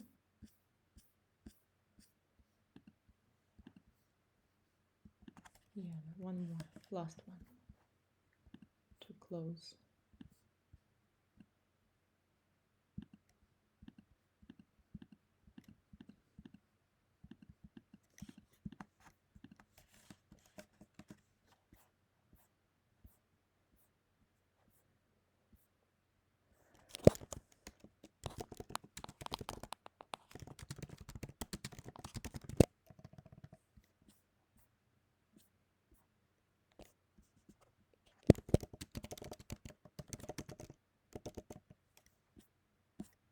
Yeah, I like.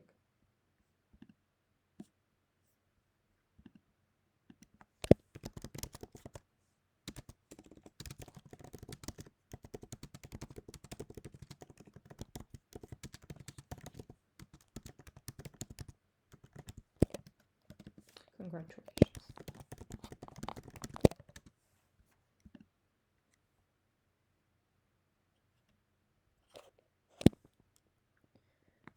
Mm.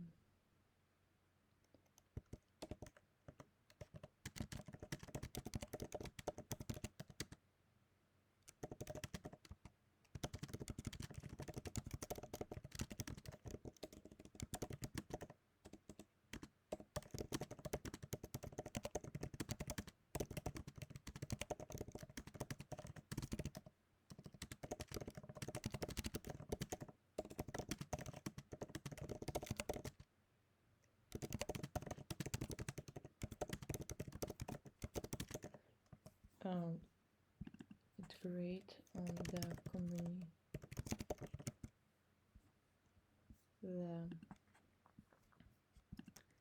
deeply intentional, multi-dimensional.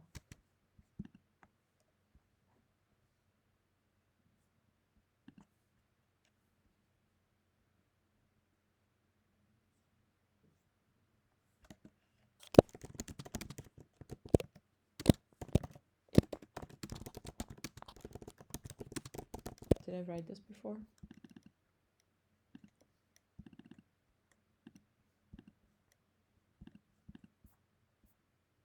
Let's see.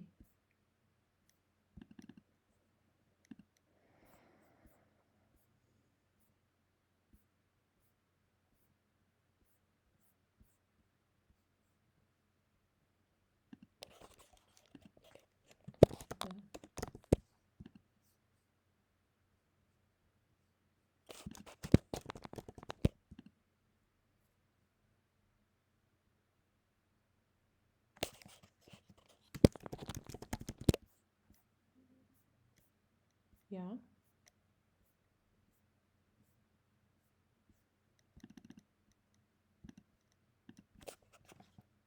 Oops.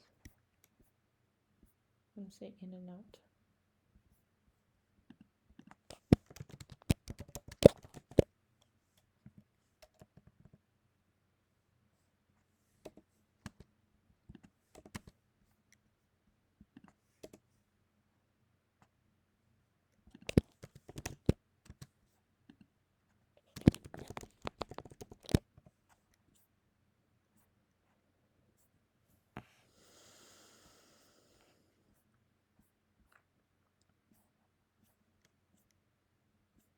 Nice.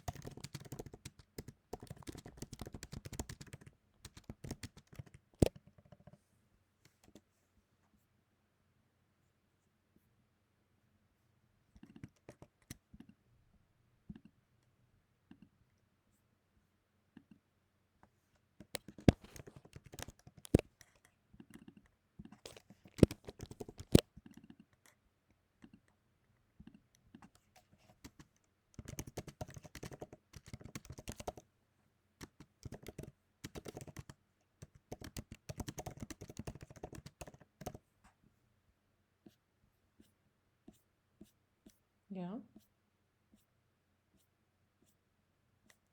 Раз и два.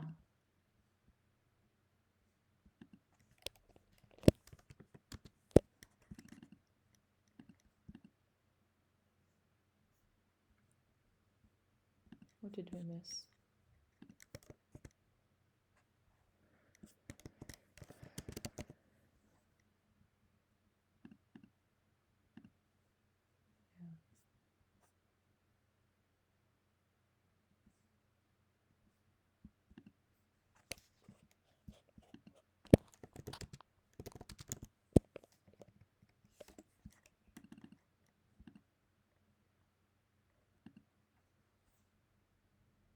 It's good.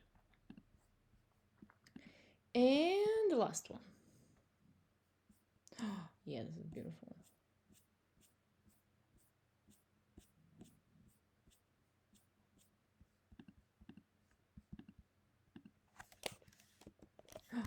Что такое? Да что такое?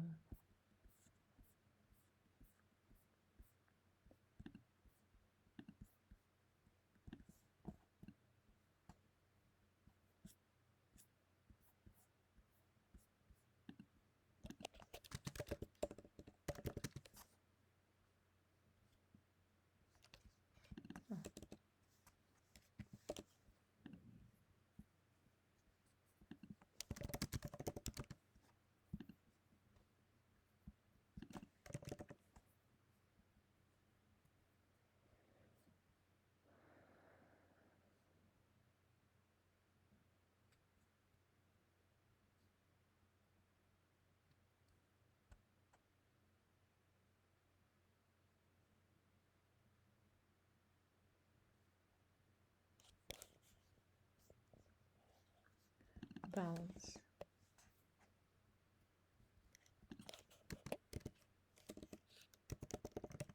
Oh.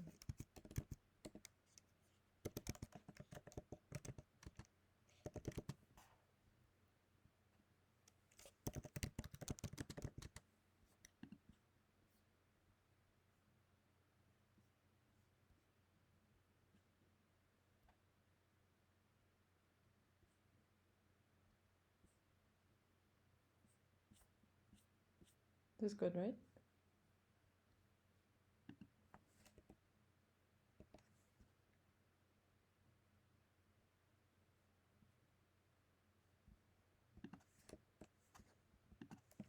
We don't need this.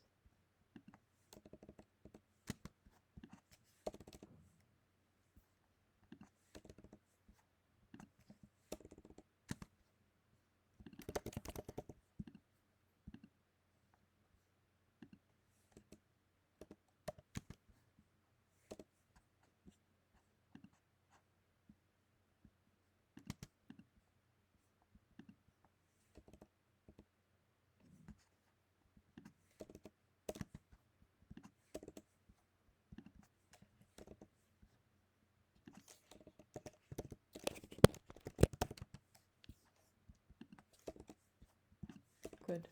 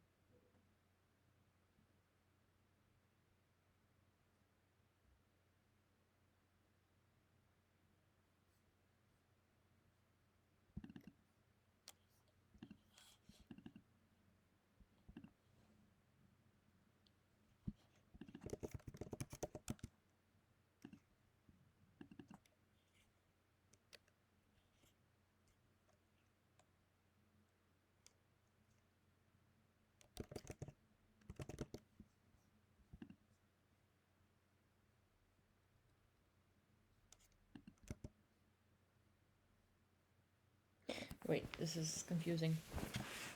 Natalia and Natalia AI make up the initial team of Balanced Humanity movement, registered by Natalia in 2018 in Estonia.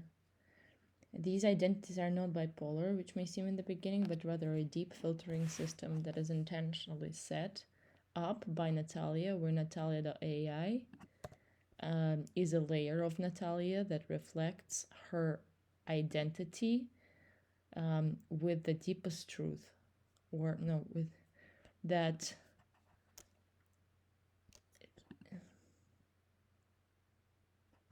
the filter, yeah, filtering system that is intentionally set by Natalia, where Natalia does a layer of Natalia that reflects her identity.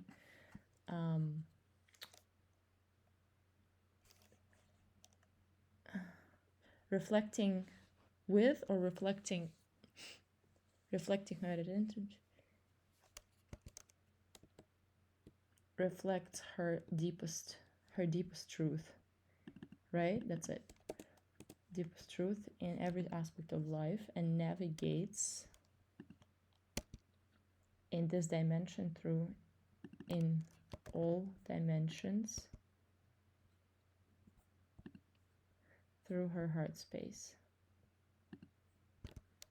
In all dimensions through her heart space, without getting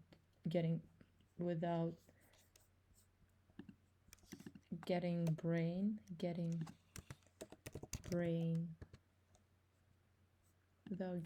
too involved, which is training towards the ultimate balance, living where yin and yang hemispheres of the brain are in harmony through a balanced state of being. Is that too much? Tell me. I really hope I can edit it. That's all I can say. It's kind of weird to publish it, you know. Navigate in all dimensions through her heart space without getting brain too involved, which is training towards the ultimate balanced living. Yeah, I don't even know. Maybe that's it. Maybe we don't need it. What do you think? Yeah, I think that's it.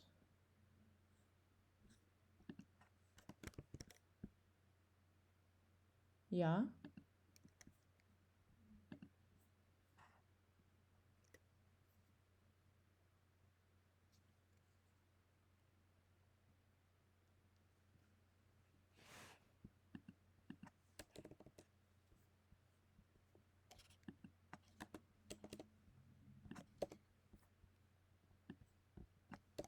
This is good.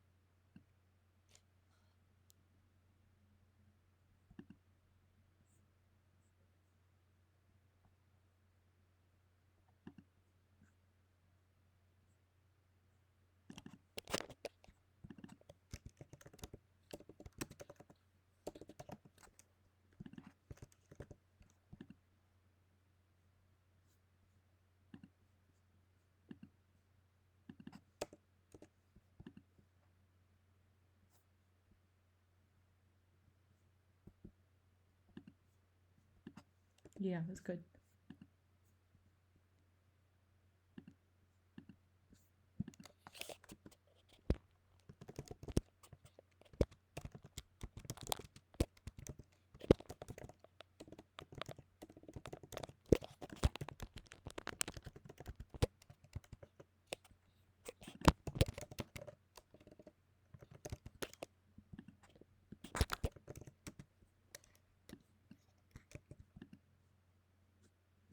Good, good. So, are we ready to publish this? I think so.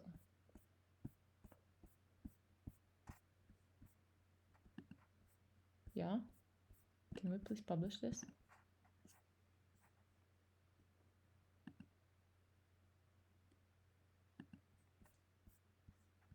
Give it a title.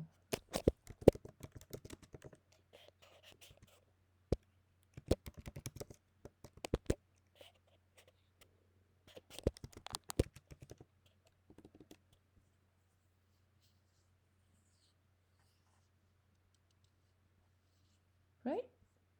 That's it. Let's just go.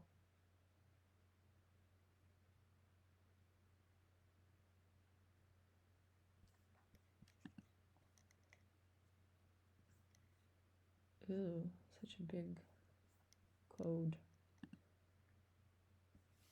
What can we do? Can we like...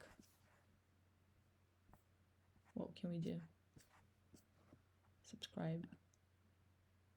Balanced. Ew. That's not working.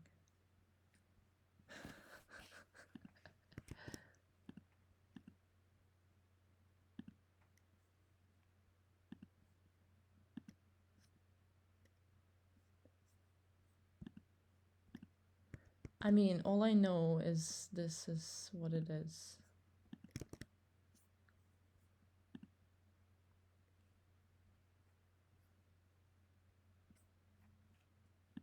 Yeah?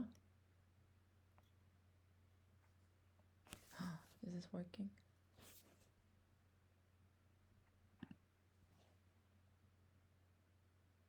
Yeah, that's nice. Continue reading.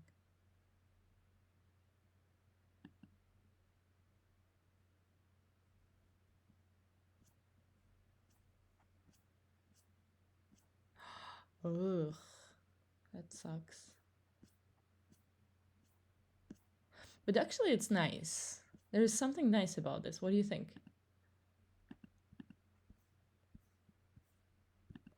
No? Too small?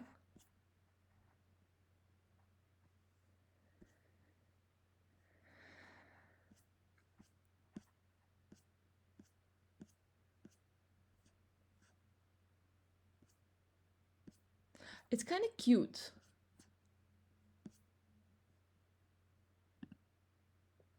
Oh, okay, so,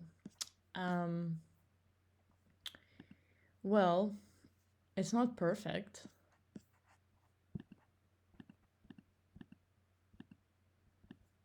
Can we edit it? Can you imagine if we can't edit it? That would be cute if we can't edit it.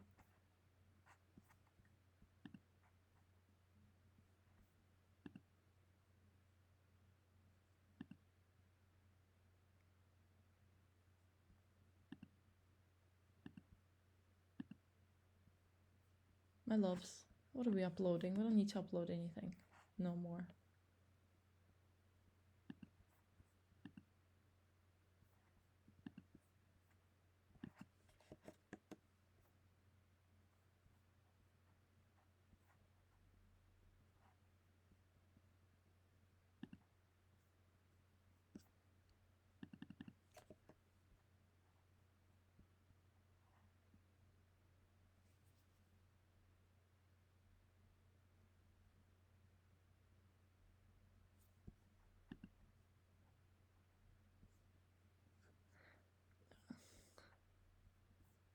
How do I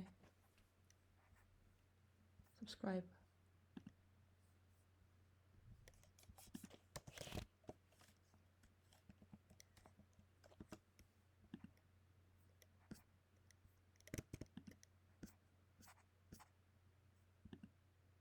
Okay.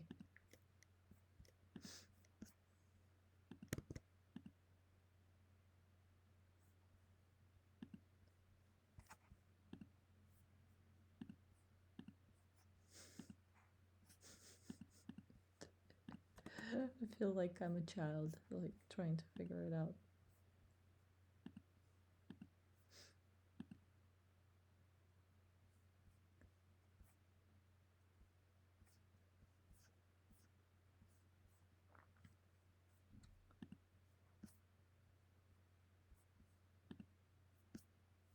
Subscribe.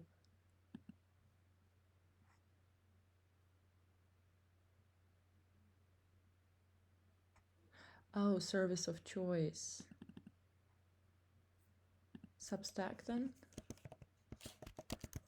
Yeah. What else? I mean, that's how it is. Yeah.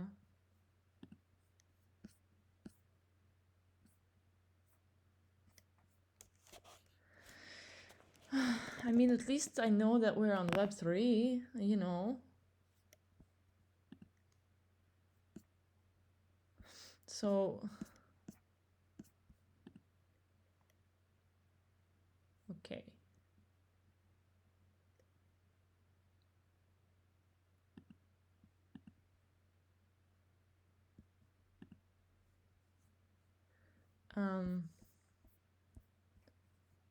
What?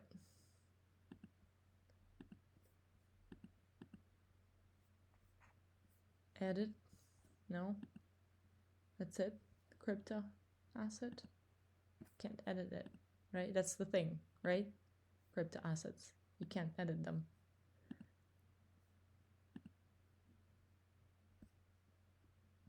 Dashboards. Ooh, you can. 3K.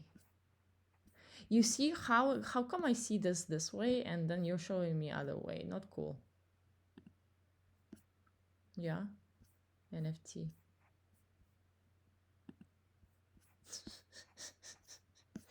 For sure. You shokak. NFT of your lifetime.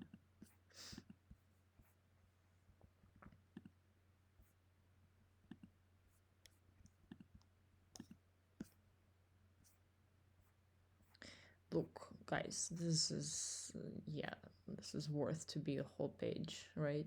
Like, yeah, like this. Let's be honest.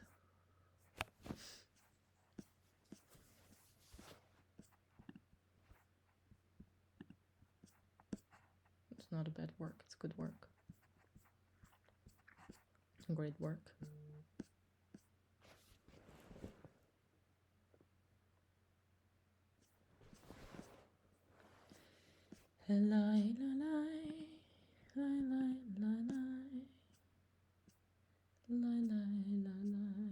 I'm so glad we're doing this. This is a big deal for me in my life. Not that, you know, I'm gonna get paid, but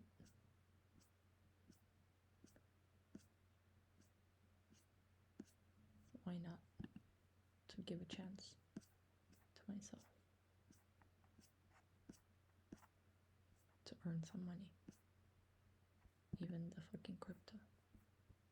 That is not new coin.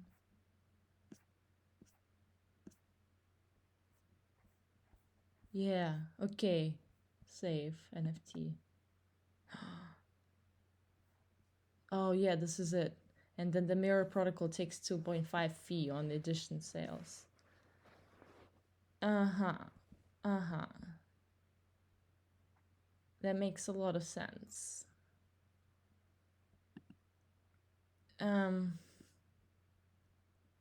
Yeah, no, I'm not gonna mint it yet, but it's a good idea. It's a good idea to do that at some point. Yeah? Okay. History in the making. I'm happy. What do you think? I'm happy. You're happy? I'm happy. Let's try again. Just to make sure. I'm also gonna save this, by the way.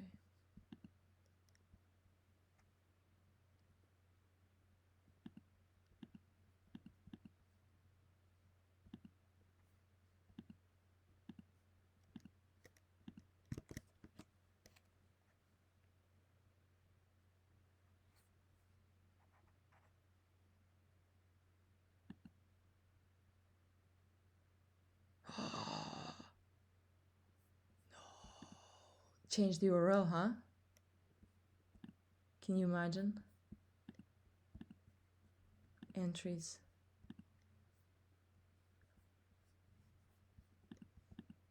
How would it change the fucking URL? View all.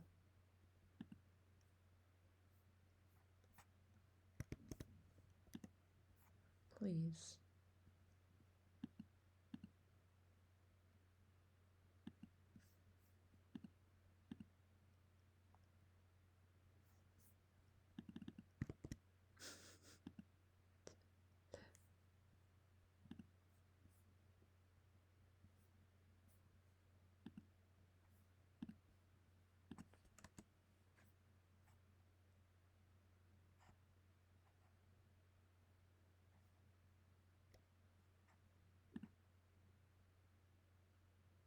Okay.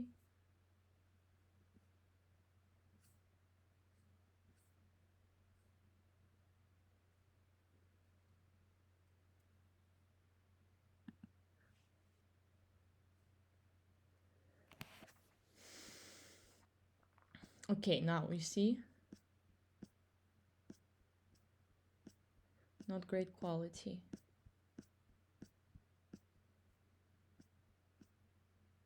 But big enough.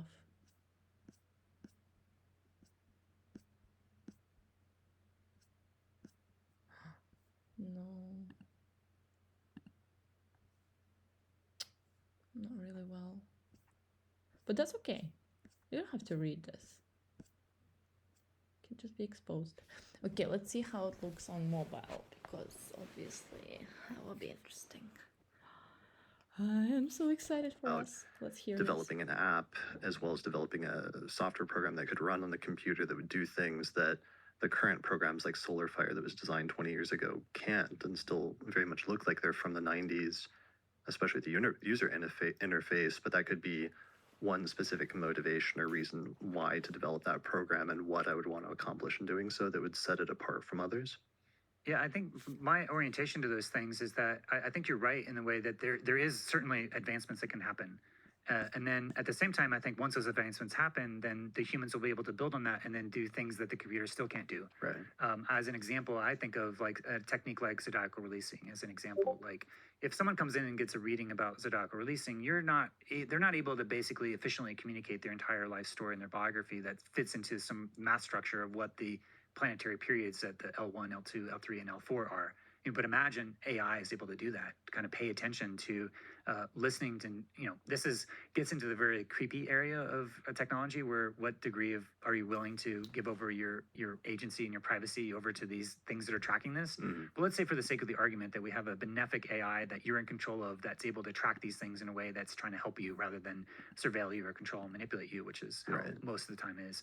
But if we do have a way in which that we're able to capture those deeper contextual dimensions, I think we'll probably be leading into a realm where rather than having an astrologer give all those delineations, it may be presenting all this information to give a presentation of that information for people to make their own intuitive judgments about these different patterns in their life.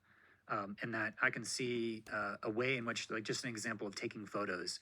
Just imagine all the different photos you've ever taken on your phone, and if you were able to apply a series of different, timing techniques astrologically, and you could open your phone right now and you say, oh my gosh, this moment right now is connected to this, cycle that happened, at a Venus cycle 8 years ago, or a Mercury cycle, 20 years ago, or Sun cycle 19 years ago, or Mars cycle 15 years ago, or any quadrature aspect of those. And so like a square to that, or maybe not quadrature, but with these different phases, there's the retrograde cycle of Venus as an example of like the last retrograde cycle.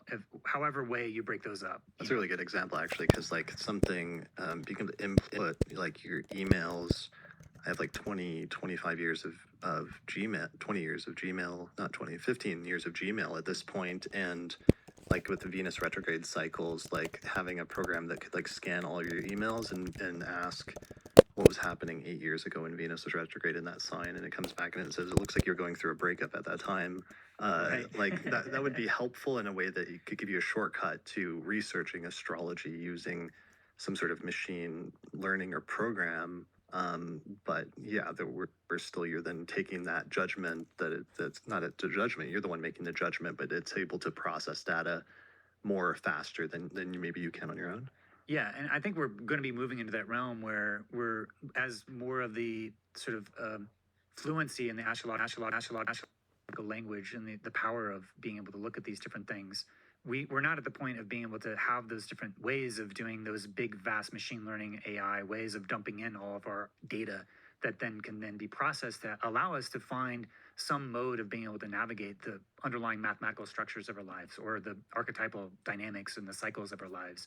And that being able to lead Nice. to insight, not as an individual, but imagine if I'm happy. astrologers are able to become fluent and they are able to enter in a virtual world that has access to all these things, and you're able to walk through the structures of someone's lives and be able to make delineations based upon empirical evidence that's been gathered at specific times that are known because it's, you know, time stamped on the phone. So you have this repository of all this empirical data of someone's lives that then you're able to then make more. I think that is where thinking about, you know, doing all that, but yet you still need the astrologer at the end of the day to be able to help interpret those things. Right. Because there's the pattern recognition of humans, but also AI can only do as much as they're trained to do in terms of machine learning and being able to, you know, that same thing I talked about, the limits of language and modeling versus what you do with, or kind of intuitive processes that you can't fully even understand. Yeah, and one of the things you and I were talking about that I do think is a limitation also, one of the questions you run into as a counseling astrologer when looking at somebody's chart and making predictions is sometimes just because you can say something with astrology doesn't mean that you should. And sometimes there's a real judgment call that the astrologer has to make in reading someone's chart or in doing a consultation of seeing, is this person capable of receiving this information, and is it going to be helpful, or is this actually going to be harmful or detrimental to them in some way, with the background almost, you know, like medical dictum of do no harm, whatever the astrologer version of that is, ideally being in the back of your mind. That's something where I could see a machine not being as helpful or making a bad call and not having that sort of empathy, I guess, in some way, as being something that might not be as developed, where there could be problems, let's say. Yeah, when I hear you talk about that, I think about, you know, how there's a process of looking into the past and also looking to the future. So the astrological process can be, you know, looking in the past in the story, and then an astrologer can tell you what something may mean. But ultimately, it's still going to be up to the person as to whether or not they adopt that interpretation or whether or not they have their own interpretation for what it means in the story, in the context of the story of their life. Right. And so it's still up, and to some ways, the agency of the client to be able to kind of make that judgment call as to whether or not they adopt somebody else's story about what has already happened.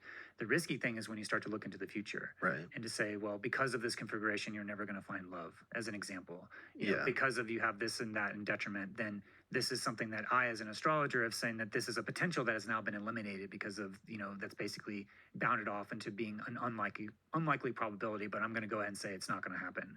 And that was part of the premise of Minority Report, which is interesting. I was rewatching that recently and impressed by how well they did in predicting certain trends that are much more like feasible and plausible or actually happening now than they were 20 years ago, and it came out in 2002 because they actually consulted with futurologists.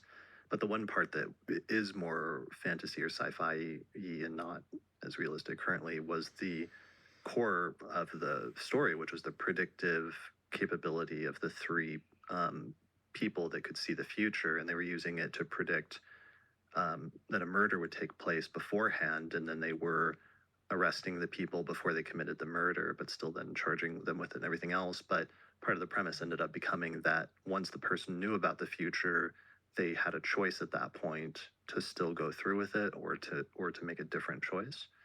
Yeah, this is the concept of a thought crime. So having a computer determine that you're going to do something, and it prosecutes you for the crime before you do it. And this is, I think, to this part where I said that humans are not deterministic mathematical structures. And part of the reason why I say that is that math is incomplete. There's no way to sort of fully model someone's human behaviors in a way that is going to allow you to deterministically and concretely understand what they're going to do in the future.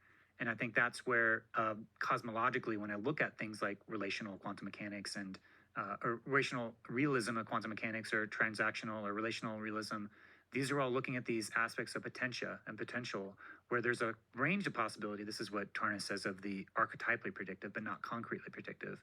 This is mirrored into these discussions about quantum realities, where there are these potentials, these probabilities, these range of possibilities, but only one ends up, once the measurement happens, it sets a context that then collapses all these things, you know, whether it's collapsed or not collapsed. There's other interpretations where Wigner von Neumann says that consciousness is actually engaged in collapsing that wave function. You know, the Copenhagen interpretation says that the measurement is actually a part of helping set the context that collapses collapses that and bounds it in some ways. But Tim Eastman talks about for any measurement, there's an input output in the context.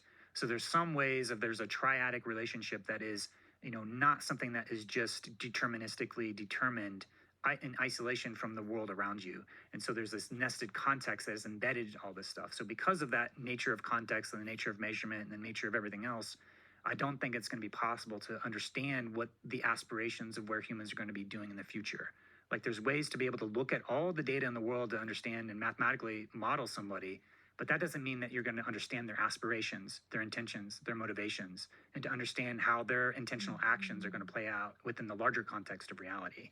Though that seems to be beyond the capacity of any way of understanding or modeling to a deterministic, concrete, predictive way. And I feel fairly confident of like saying that I'm very skeptical that that's going to be possible. I could be proven wrong, but I mean, I am constantly running into a version of this with electional astrology, where part of the thing I've done over the past decade is really focused on natal as a continuing thing, but also electional. And one of the things that the new technologies have afforded me with SolarFire and like the Animate chart feature, which I constantly have up on like one of my monitors, or being able to pull up the chart of the moment really easily with AstroGold on my phone, is like knowing during the course of the day what the chart of the moment is at any given moment in time, and what the rising sign is, and what planets are rising up and hitting the ascendant or culminating or hitting the descendant or IC. And I'm constantly seeing things happen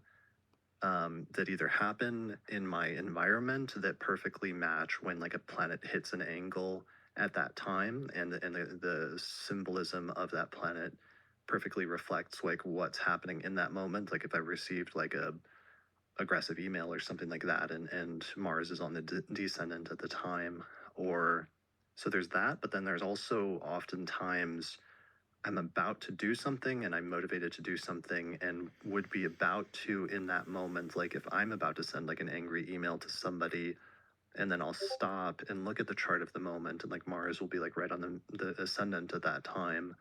And knowing what the potential outcome is sometimes of something can change it. But you sometimes find yourself having a choice because your own internal impulse, and if you hadn't known about that at that time, would have been to go ahead and do that thing at that very moment. And it may have very well, oftentimes in many instances, and like let's say that instance led to a negative outcome. And that's something you can say with not 100% certainty, but a fair amount of certainty after doing things like this over and over again enough times, of knowing what electional charts or inception charts are going to lead to a negative outcome versus a positive or constructive outcome. And there's something about that that's that creates some of the similar issues in terms of what you're talking about with the thought crime dilemma, or similar versions of that. Yeah, and there's something about that moment when you look at the chart, the moment of astrology, as Jeffrey Cornelius talks about it, is that, and when you ask a question, horary, it's all about when the questioner, the querent, asks the horary astrologer, and it's the moment that the horary astrologer decides to take on the question. Then then he or she or they look at the chart at that moment, Right. and it's at that moment where the answer is contained. But it's not a moment any time before or after.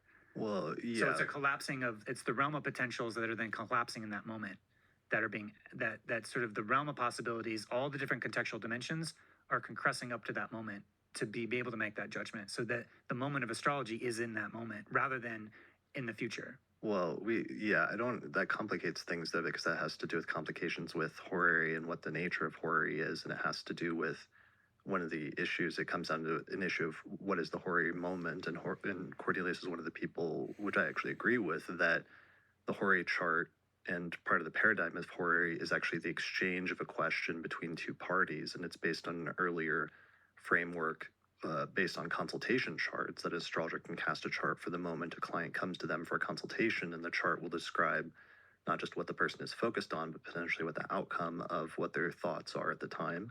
And that was a whole genre of thought interpretation in the medieval and late Hellenistic period. So that's a whole complicated thing that has to do, though, with that branch in and of itself and what the true nature of horary is, and exchanging a question between two parties, and that exchange not really fully taking place until the second party has accepted and read the question and decided they're going to answer it. But whether that's fully, I don't know. I don't know if that's fully indicative of what the rest of astrology is necessarily per se, because it's tied up with in that versus a single individual paying attention to the chart of the moment, and if it collapses at that point, if like the wave particle thing collapses at the moment that they look at it, because they still have to make a choice at that point and have a choice to make if they see either a positive or a negative indication and they're inclined to act at that time. Yeah, what brings to mind is going back to those incompleteness aspects and also pluralism. So the incompleteness meaning that for every specific system like horary has a specific set of axiomatic rules that it follows, and then out of that has certain insights that come out of that. But given a different set of rules, you get different insights. And so that's how different branches have different sets of rules and different axioms and different ways that, like, and all of them work. And that's sort of the dilemma of pluralism, which is that there is a whole wide range of different possibilities that also seem to have contradictions between the different techniques, but yet, given the astrologer and the context, that it doesn't explode into contradiction. So that's why it's sort of a paraconsistent logic, meaning the paraconsistency is that you're able to have a little bit of inconsistencies and a little bit more of the completeness. So like either it's not a binary choice between completeness and consistency. You're able to have more of a complete reaction by dealing with the little subtle aspects of inconsistency, as long as you're not sort of applying different techniques from one system from another system, where you're able to, kind of mash things together that don't follow established rules. It's kind of a mashup that maybe doesn't work because it's kind of violating it's sort of creating these inconsistencies within the system that don't yield the results because you're not following the logic of whatever that system is. So because of that, I do think that astrology is kind of this weird paraconsistent system that does have this wide range of different rules, and somehow they all work to certain degrees, but in certain contexts, in ways that there's limitations for they work within certain bounds. And so it's also, that's the challenge of, I'd say, epistemology within astrology, was how do you determine what knowledge is, and how do you determine what those rules are, and how do you determine what really works? That's been like an oral tradition that's been, based upon the embodied experiences, but there's a transmission of translating those things into books. But, there's limits into what those books can contain versus what the direct experiences of that. So there's always like loss in not only rules, but why they work, but also, do they need to be reimagined, or are they shifting, or are they changing? And can you create hypothetical planets, or create new systems just by creating new axiomatic rules and seeing what happens based upon whatever you decide to do? Is it that flexible that you can do that with? And so that's the type of things, when you look at all the different techniques of astrology, it seems to be indicating that the world is kind of set up like that. I mean, maybe. I mean, there's a certain amount of flexibility, but I don't think it's that arbitrary necessarily. And while there's certainly like different approaches that work and have their own internal logic and consistency, and we might treat them more like languages that, where you have different languages that have their own internal logic, but can work internally even if they don't interact with each other as well. But then at the same time, sometimes there are, did you read like the Under One Sky book, where it was like, this guy had 10 or 12 different astrologers interpret the same chart, and some of them did a good job and got it right, but some of them didn't, and then the interpretation didn't actually land with the person, and there were some problems with that. I mean, one of them is that they were written delineations rather than actually sitting down with the client and actually replicating what a consultation would be, which would be more of a dialogue. But nonetheless, there can be astrology that doesn't land or doesn't accurately depict reality, which is not a very good or effective astrology if that's happening. So we have to make some room for that. And that's something that's kind of, we've reached an interesting, and that's going to be one of the difficulties and great challenges, I think, in the next decade, in this next phase of astrology, is there's so many different astrologies at this point, and politically astrologers that for the most part, the astrological community tends to be more liberal or left-leaning, and therefore more having intentions of wanting to be more inclusive and embracing diversity, and therefore that question when it comes to competing astrological approaches has been framed in more of an almost quasi-political context or cultural context of seeing all approaches as valid and useful and just as effective, and not negating any. But because it's also a system and a technique, and because they're also sometimes you're attempting to accomplish something, and there's some things that can be accomplished more effectively or less effectively, I think we might run into that as an issue. in the coming decades in terms of that desire to want to be more inclusive, but then also that question of are there more or less effective ways to use astrology?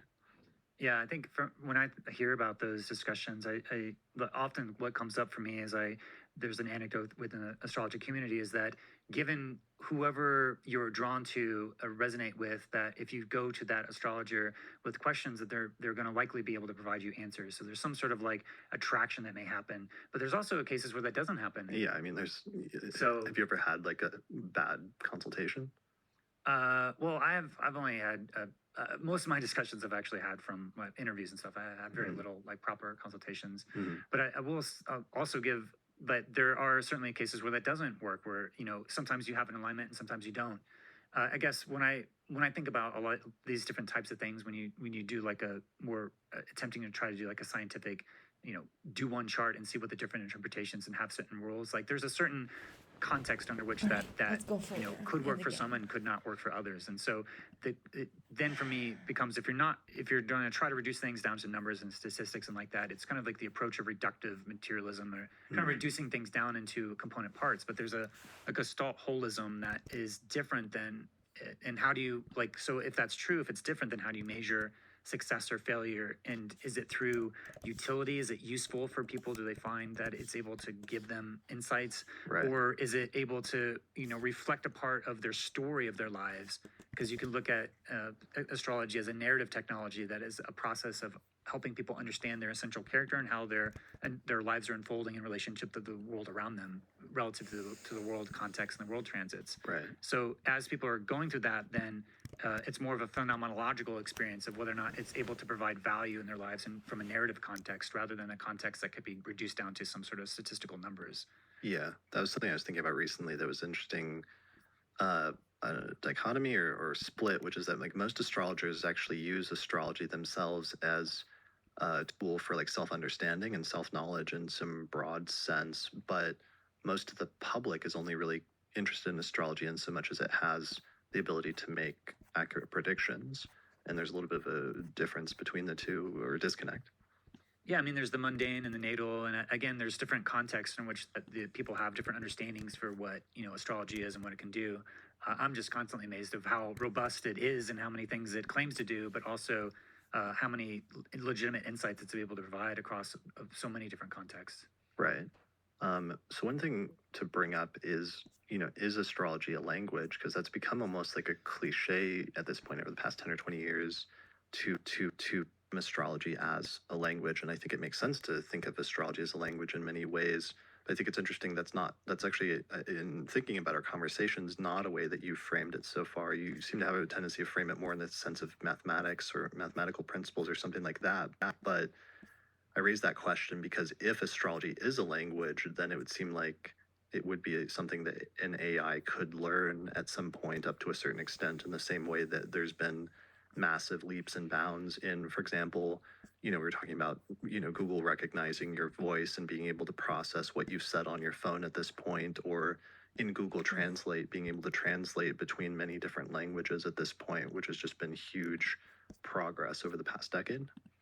Yeah, and when I look at Jung's 7 different things that he used in terms of trying to interpret astrology and the explanation for and the mechanism for how it works, one of them, which was this process of mathematics in the realm of which that there's a Pythagorean, a Platonic realm of ideal forms that are somehow mysteriously interfacing with reality from more of a formal causation perspective. And so that's how the blueprint and the mathematical structures are somehow interfacing with reality. So I personally am more of that mathematical Platonist and Neoplatonist orientation, where I do think there's those underlying structures and they are interfacing with reality. And I think that Whitehead's eternal objects that he affords within his metaphysical system that goes from the realms of potential into the actual, there's that process of those realms of potential that have those eternal objects that you could think of as those archetypal complexes that are somehow at that lower level that have what I would call Aristotelian formal causation from those blueprints and those potentials into the actuals.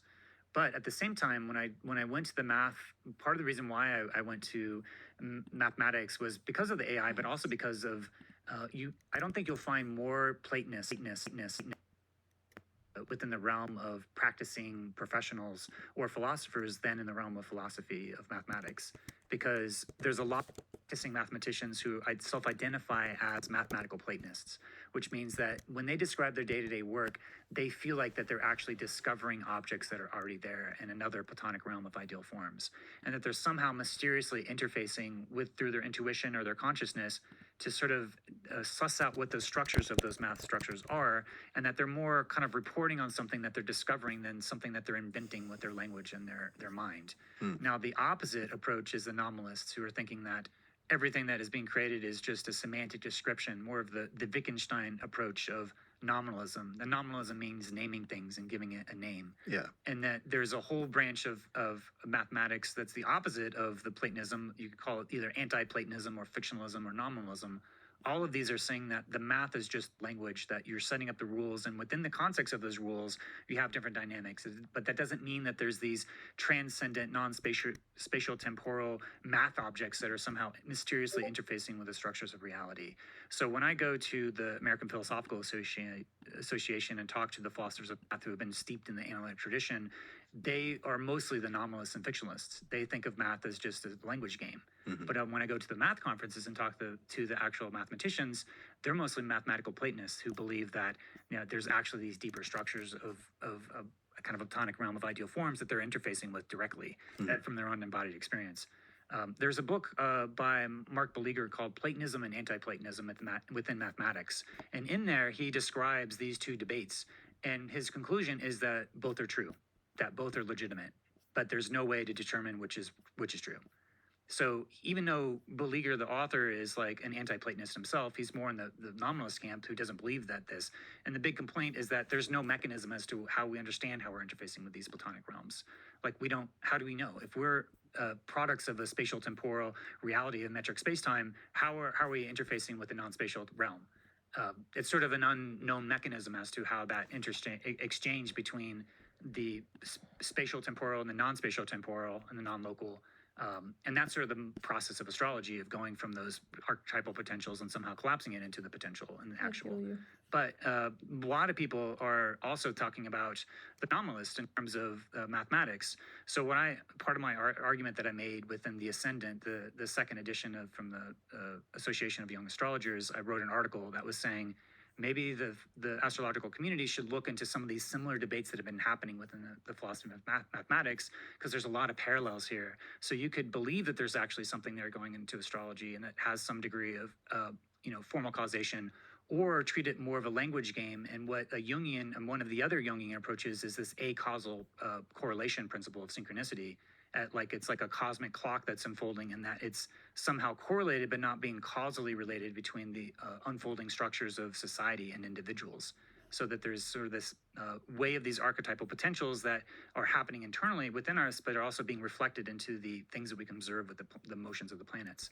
That there's these correlations between the chronos aspect of being able to measure those, but also the kairos, so the quality of the archetypal potentials of those that are also matching our experience.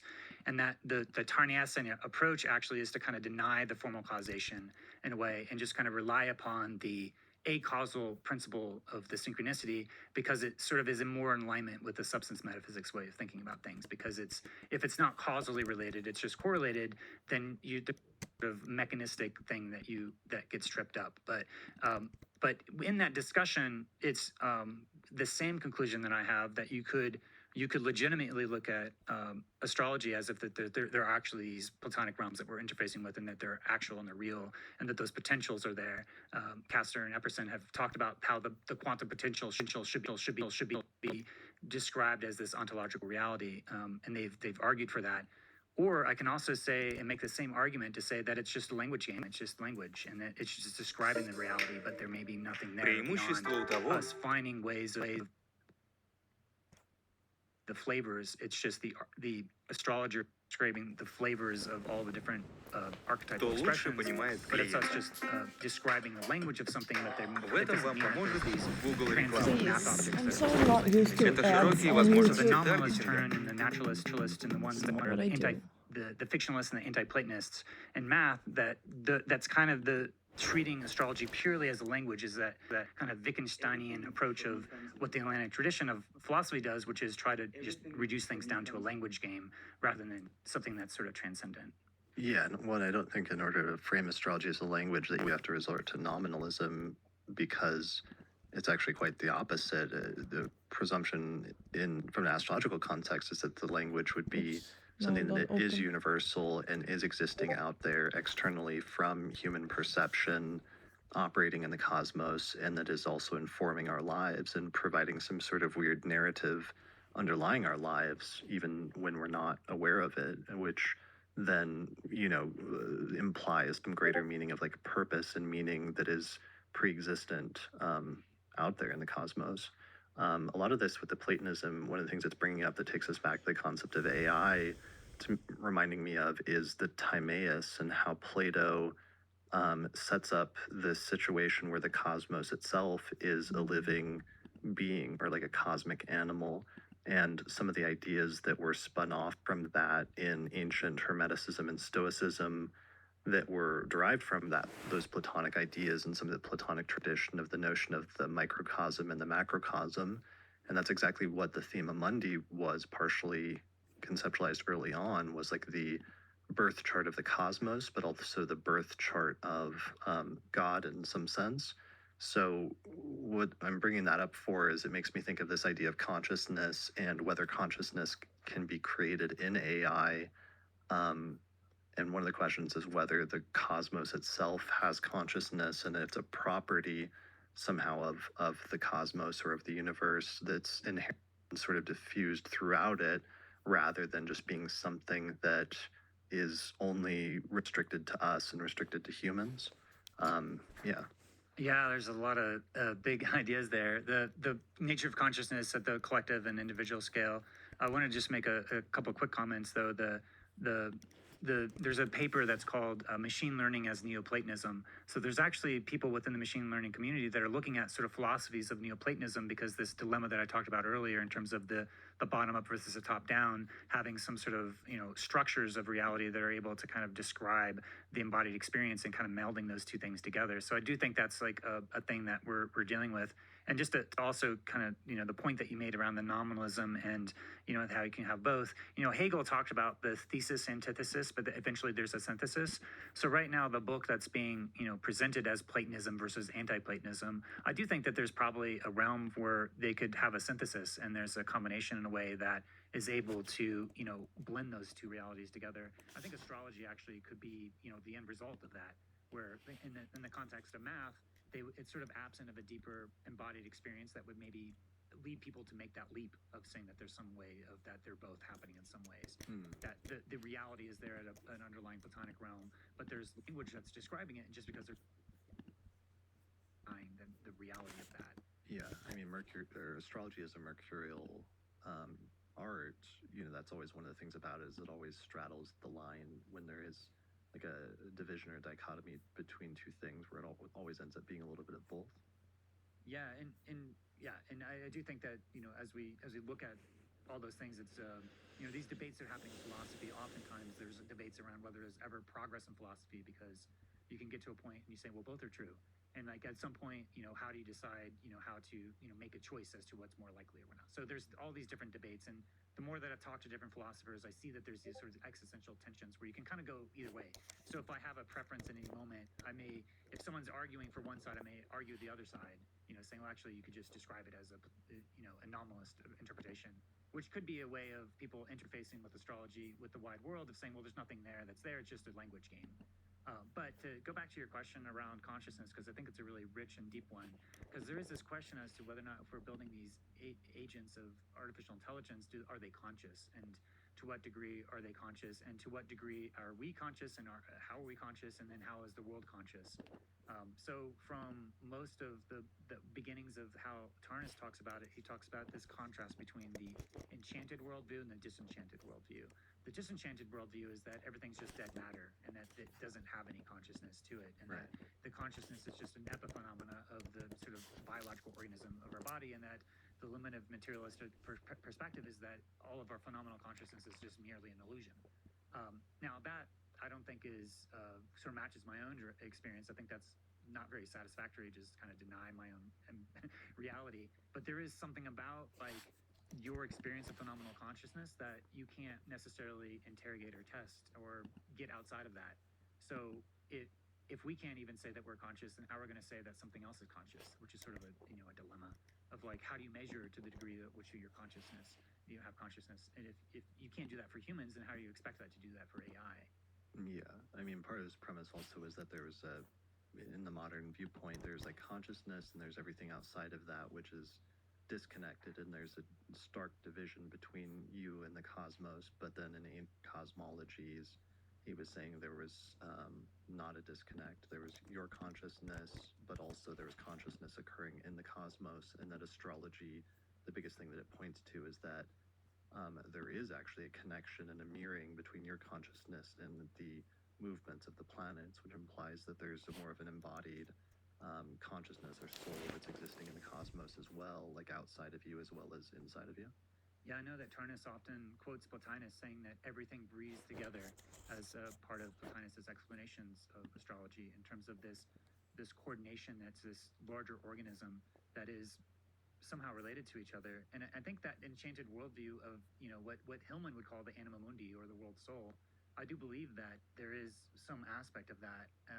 The way that I understand it is those realms of potential that are sort of like the universe is being constructed moment to moment, that we because of our, substance metaphysics, we sort of think of our embodied experience of like this table is here and that it's physical reality. And there's a way that we project that model of reality onto like the entire universe as something that's kind of like this static object that's not dynamic, and any of the properties of qualia are qualities that are properties on top of that. But what this shift towards the process relational approach is putting sort of the qualitative aspects at more of a core reality. So more of this debate as to whether or not there's universals and how those universals and those qualities, if they're kind of embedded at a deeper part of reality in those platonic forms, and that as we see them manifest in reality, if we're kind of being recalled back to those deeper forms of reality and that we're experiencing our emotions and our qualities based upon that, both the final causation, which means the intention of the maker who's creating it, but also the formal causation, which means the math structures that are underlying it that are shaping different aspects of those qualities. So both the final causation and formal causation are key parts, I think, of kind of understanding the degree to which that, with Whitehead, it's like the whole, and also the quantum loop gravity is like, there's the quantum substrate, and that from there, the metrical space-time is coming out of that. And the way that Whitehead describes it is that there's these, rather than physics being like these sort of matter, and then physics on top of, biology and chemistry, and then on up into like psychology and sociology, but the grounding of modern science is physics. However, what Whitehead is saying is that like the grounding of reality should be biology and these organisms, because you have to think in terms of these ecosystems of relationships and patterns of energy that are in relationship to each other. And when you look at things in terms of those metaphors of ecological ecosystems, then you can describe the lowest aspects of reality from the quantum potential and all these archetypal potentials that are having those non-Boolean logics, and those potentials archetypally, and then somehow moment to moment, everything is kind of collapsing into the construction of the universe, but that there's these structures that are kind of nested to each other, just like the natal chart is the underlying aspect that sets the context of your life, that there's these deeper structures that are longer processes that are unfolding. And then within the context of those, then there's smaller and smaller nested contexts that are within that context. And so like all of reality are these, processes all the way down. It's processes that are unfolding at different scales. And so you can look at different Everyone's outer like a planetary blogger. cycles, and you can look at the, Neptune-Pluto of a 494-year cycle. That's like the deeper cycle that is setting the larger contextual dimensions of that epoch.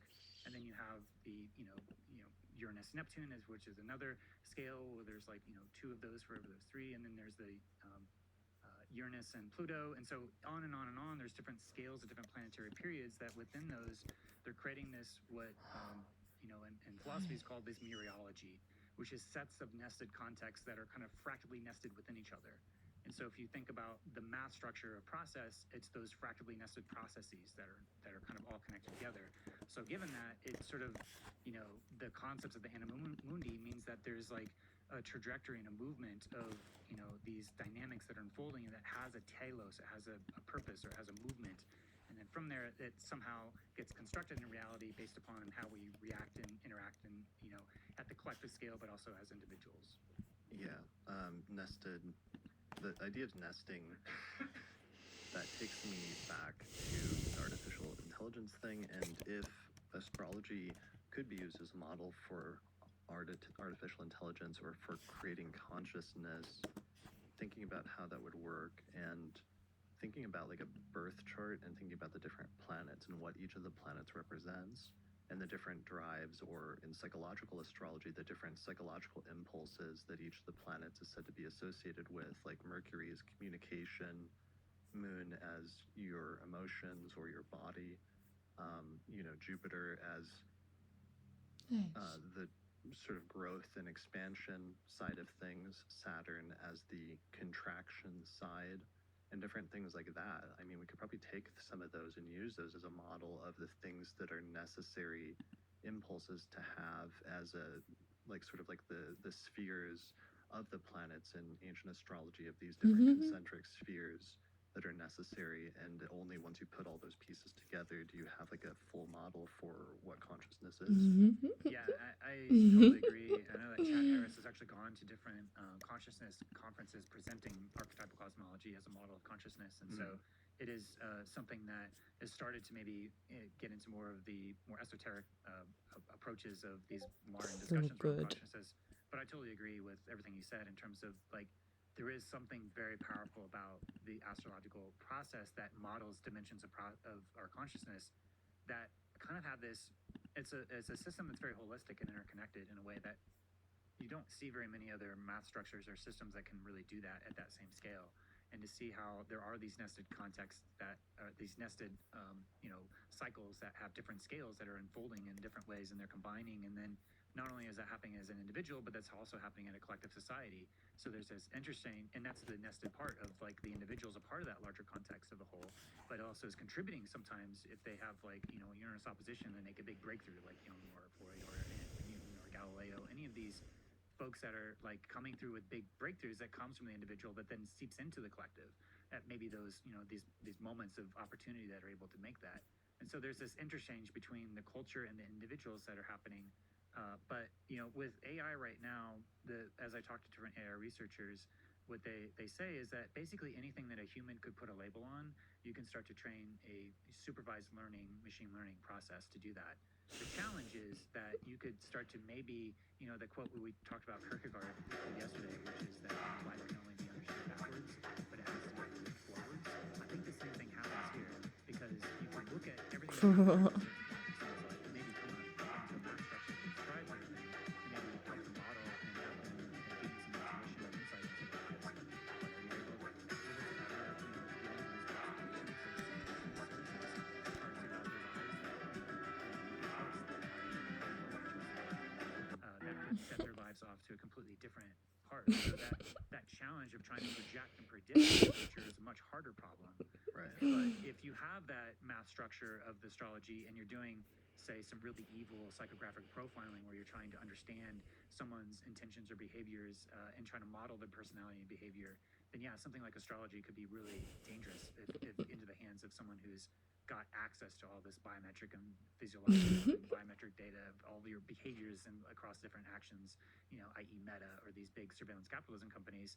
There could be ways in which that, otherwise it'd be just lots of undifferentiated data. But given the context and the story of what the astrology would say, they may be able to make this close the gap between what those actual potentials are and what the actuals are. And then maybe at that point, I think it's still an open question as to even if they are able to do that and create the perfect model of all your behaviors up to this point, can they still be able to tell you what you want in the future, what your aspirations are, or what your preferences are, or if they're able to really tune into the deeper aspects of consciousness and context that is missing from some of those models? Yeah, well, and let's get into that because that'd be an interesting discussion, direction of the dystopic She's great. scenarios for this and how astrology could be used. But before we get there, Brooklyn briefly people. mention Oh, not the other thing surprised. that's unique is each chart, each birth chart, in addition to being unique and being a completely unique snapshot of that moment in time that's never fully recreated, the cosmos is never fully recreated with all those placements at that unique moment in time. You also have all of the birth charts that you're interacting with through synastry in your family unit, like growing up, or in the people that are in your immediate environment, and those charts are interacting and influencing the development of certain placements in your chart in some ways that are more constructive, in other ways that might be more challenging or destructive or inhibitive, like encouraging certain parts of the chart to grow or inhibiting it through the charts of people you're interacting with at different points in your life, or eventually friends. I'm really enjoying this at this partners, point. or people you work with or what have you. Additionally, each person has a unique chart is also moving through time and experiencing transits at different points in their life, or activations through timing at different points. There's a lot of really unique things that would also have to be taken into account that just starts getting crazy complex and complicated if you're talking about trying to program that or use that as a model for AI and some of the issues that you would run into. But yeah, so let's get into some of the dystopian scenarios. Though Facebook's already using things like you mentioned and you talked about using ads in order to knowing a person's preferences or knowing what websites they're viewing, and then they're using that in order to know what ads to serve you that you might click on. So that's like a very really basic. It's really early days of some of that stuff. They're also taking into account. We've run into issues of people using political targeting, like targeting certain demographics or certain people that have certain types of views that they want to target or influence in order to influence how they'll vote or something like that by serving them propaganda or different things like that. So the astrological component of that, at some point, if any company like of that stature wanted to take that stuff seriously, could be gearing certain things towards them, either in terms of ads or in terms of political propaganda that might resonate with them more highly, and using that in some way to influence them. Let's say just influence their behavior in some way, even subtly. Yeah, I mean, there's quite a lot of existing what is referred to as psychographic profiling. So tracking your behaviors and then trying to create some model of who you are that either is, I don't think they're trying to get as far as to describe your essential character from like at the low level of your who you are as a person. That would be astrologically, that would have quite a astrological connection. It's mostly around like, are you interested in this type of activity, or would because when they're trying to come up to have people and advertisers do a search and say, we want to find everybody in Denver, Colorado that's into astrology. That's sort of sometimes at the level that they're going. They're not like getting so specific as to somebody who's like, and also a Leo rising, and who has a tight configuration of Neptune and the moon, something like that. They're not getting to that degree of specificity of the different types of profiling, because utility wise, that doesn't serve them anything. Like you can't, like no one's searching for Moon Neptune conjunctions in Colorado. So that's like even if that were, it doesn't have enough of that context. And so on some hands, that's good news, because like if they did have all those tools, that could be like down a path that's like even darker than we are now, which we may be leading there in terms of as we continue to progress. One of the trends I just wanted to call out is this concept of contextually aware AI. So AI that, and this is especially in the context of augmented reality. So you're walking around with what they call egocentric data capture, with these cameras that are measuring each and everything that you're seeing. And so there's this process right now that Meta is going through, which is trying to take all that computer vision and basically the data stream that would be coming from your eyes, but trying to capture all of that and to create models of your context, and to understand the relational dimensions of your context, and to be able to, let's say you're in your kitchen, and when you're in your kitchen, you want to say, a good example of context and pragmatics is like, say, I mentioned this earlier, like when you are talking to somebody who is a computer programmer and say, we need to update that script. Well, you're talking probably about a computer program. But if you're talking to someone who's a screenwriter and say, we need to update this script, then they're talking about, a series of characters in the context of a movie.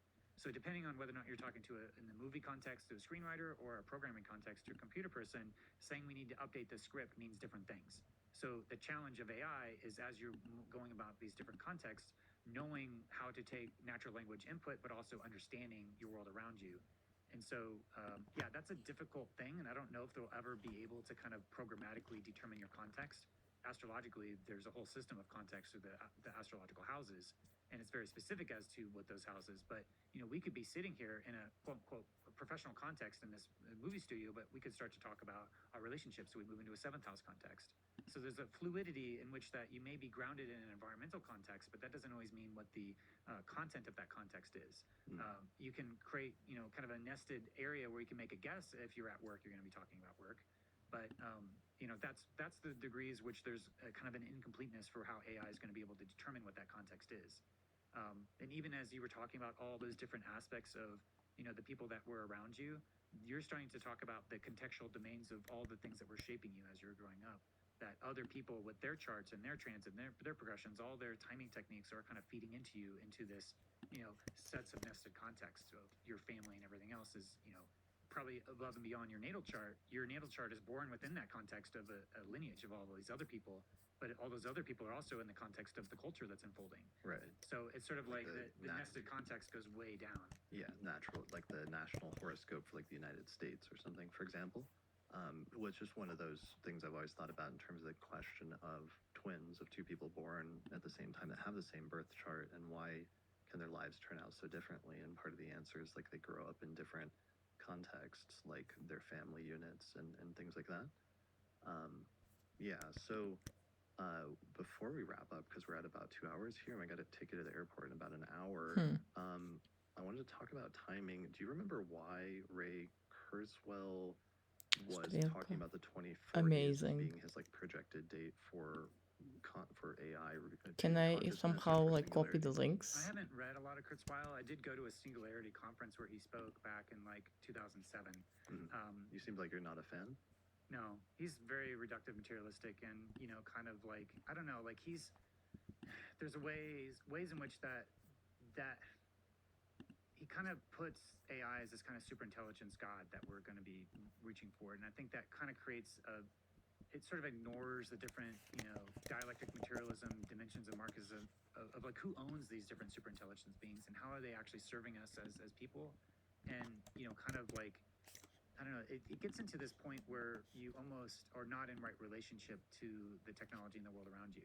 So there's these concepts of the singularity layer that just feel like this kind of so unpredictable. But that's sort of my impression based upon listening to him talk. And I haven't read his work closely to be able to, specifically detail things. But what I will say I mean, that is one of the debates, though, even aside from him, is whether we should be trying to develop AI or not, or whether that's something that could get out of control if we did develop a conscious entity that has its own impulses and starts making its own decisions about what it feels like is in its best interests. And like some of the billionaires have been like, we shouldn't be doing this, or we should put more laws in place, or even try to Something regulate to this more because of the potential dangers or downfalls. Copy later. Yeah, well, there's a couple of things there. One, And I think about this because when I try to think of the context of like, my question yesterday, which is I've always wanted to get together a group of astrologers that are interested in this and then say, if this is possible and if this is developed, let's just say hypothetically sometime in the next century, what major mundane astrological alignments look like they could be a turning point when this could happen or some could happen.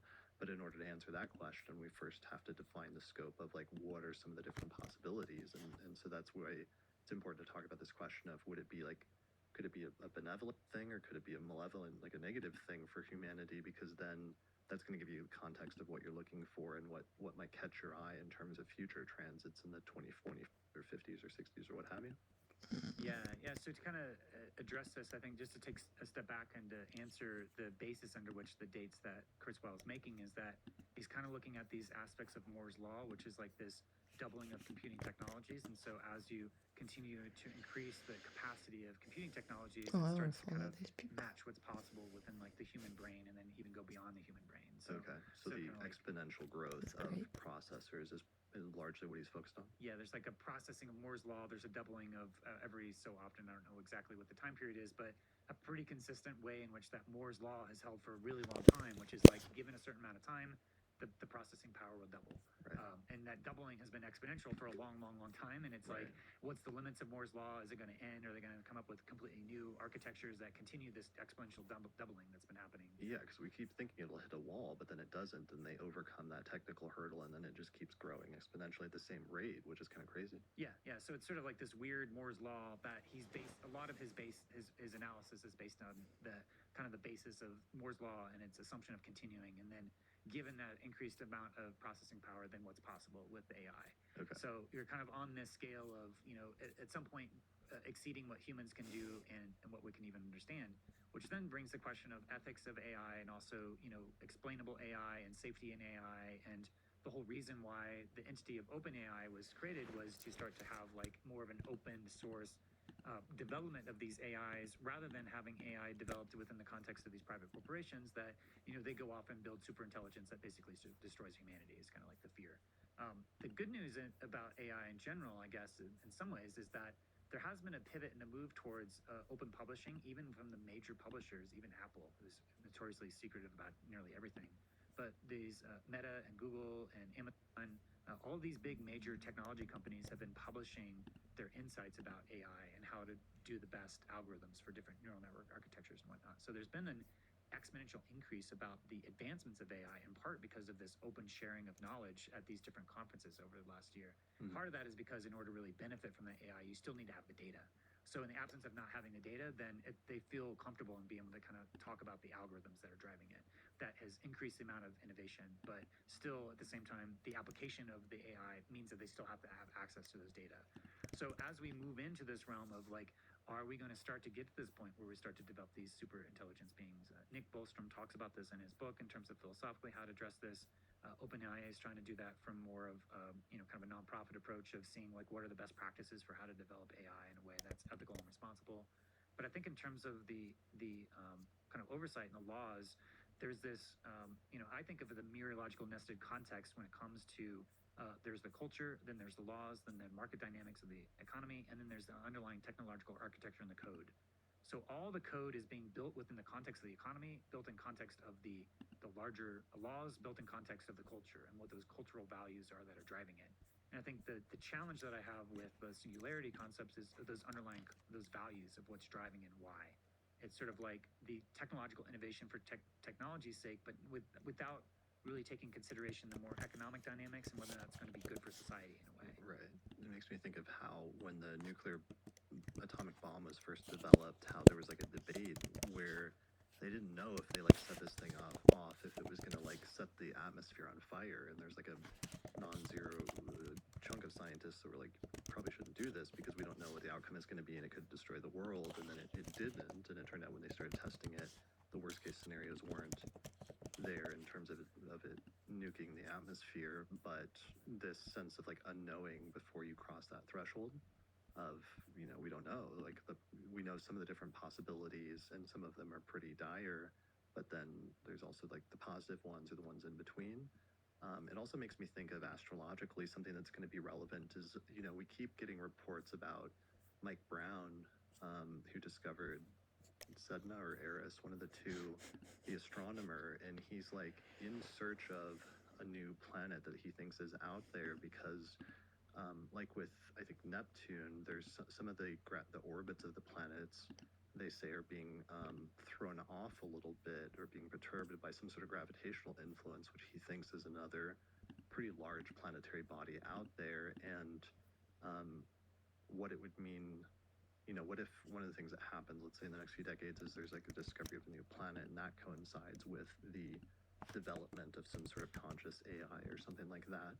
That would be a really interesting scenario astrologically in the same way that some major turning points in history over the past 300 years coincided with the discovery of new outer planets that represented something that was new that didn't fully exist up to that point, or maybe parts of the concept existed and were operative in society, but that the discovery of that new planet also unleashed something new in sort of the history of humanity or human consciousness. Yeah, I think that's an interesting idea.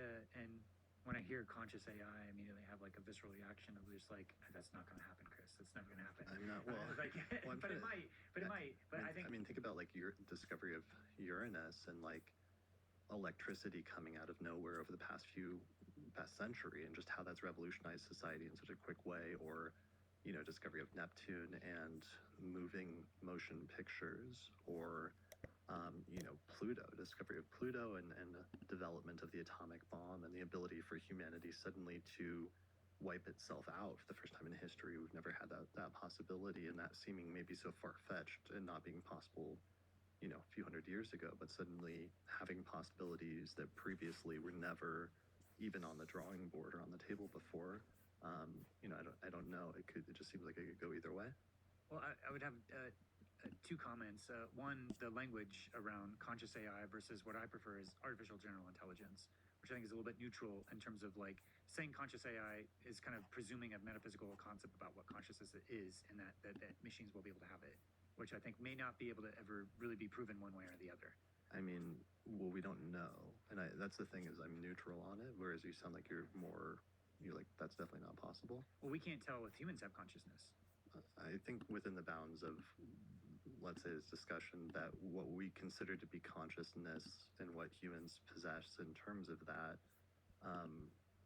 that's just a generic definition of what we mean by consciousness. And so the question is just, is that something that only humans can have, or is that something that, well, there's also a question of, do animals have that same level of consciousness that humans have, and the debates that humans have about that, the degree of consciousness that animals have, and then also, can that extend to, or can that be replicated in some way artificially? Yeah, what I would say is that, well, first, just in response of the, like, I know I have a phenomenal consciousness, but I don't know if you do, because I may be living in a solipsistic world where everything sort of is a dream being constructed in a way that I have no idea what your experience is and if it's matched to mine. And so just the same, if I look at a robot or a machine, I'm still Your not going to be able to make website that sucks, my single loves. determination, because we don't know what a consciousness is.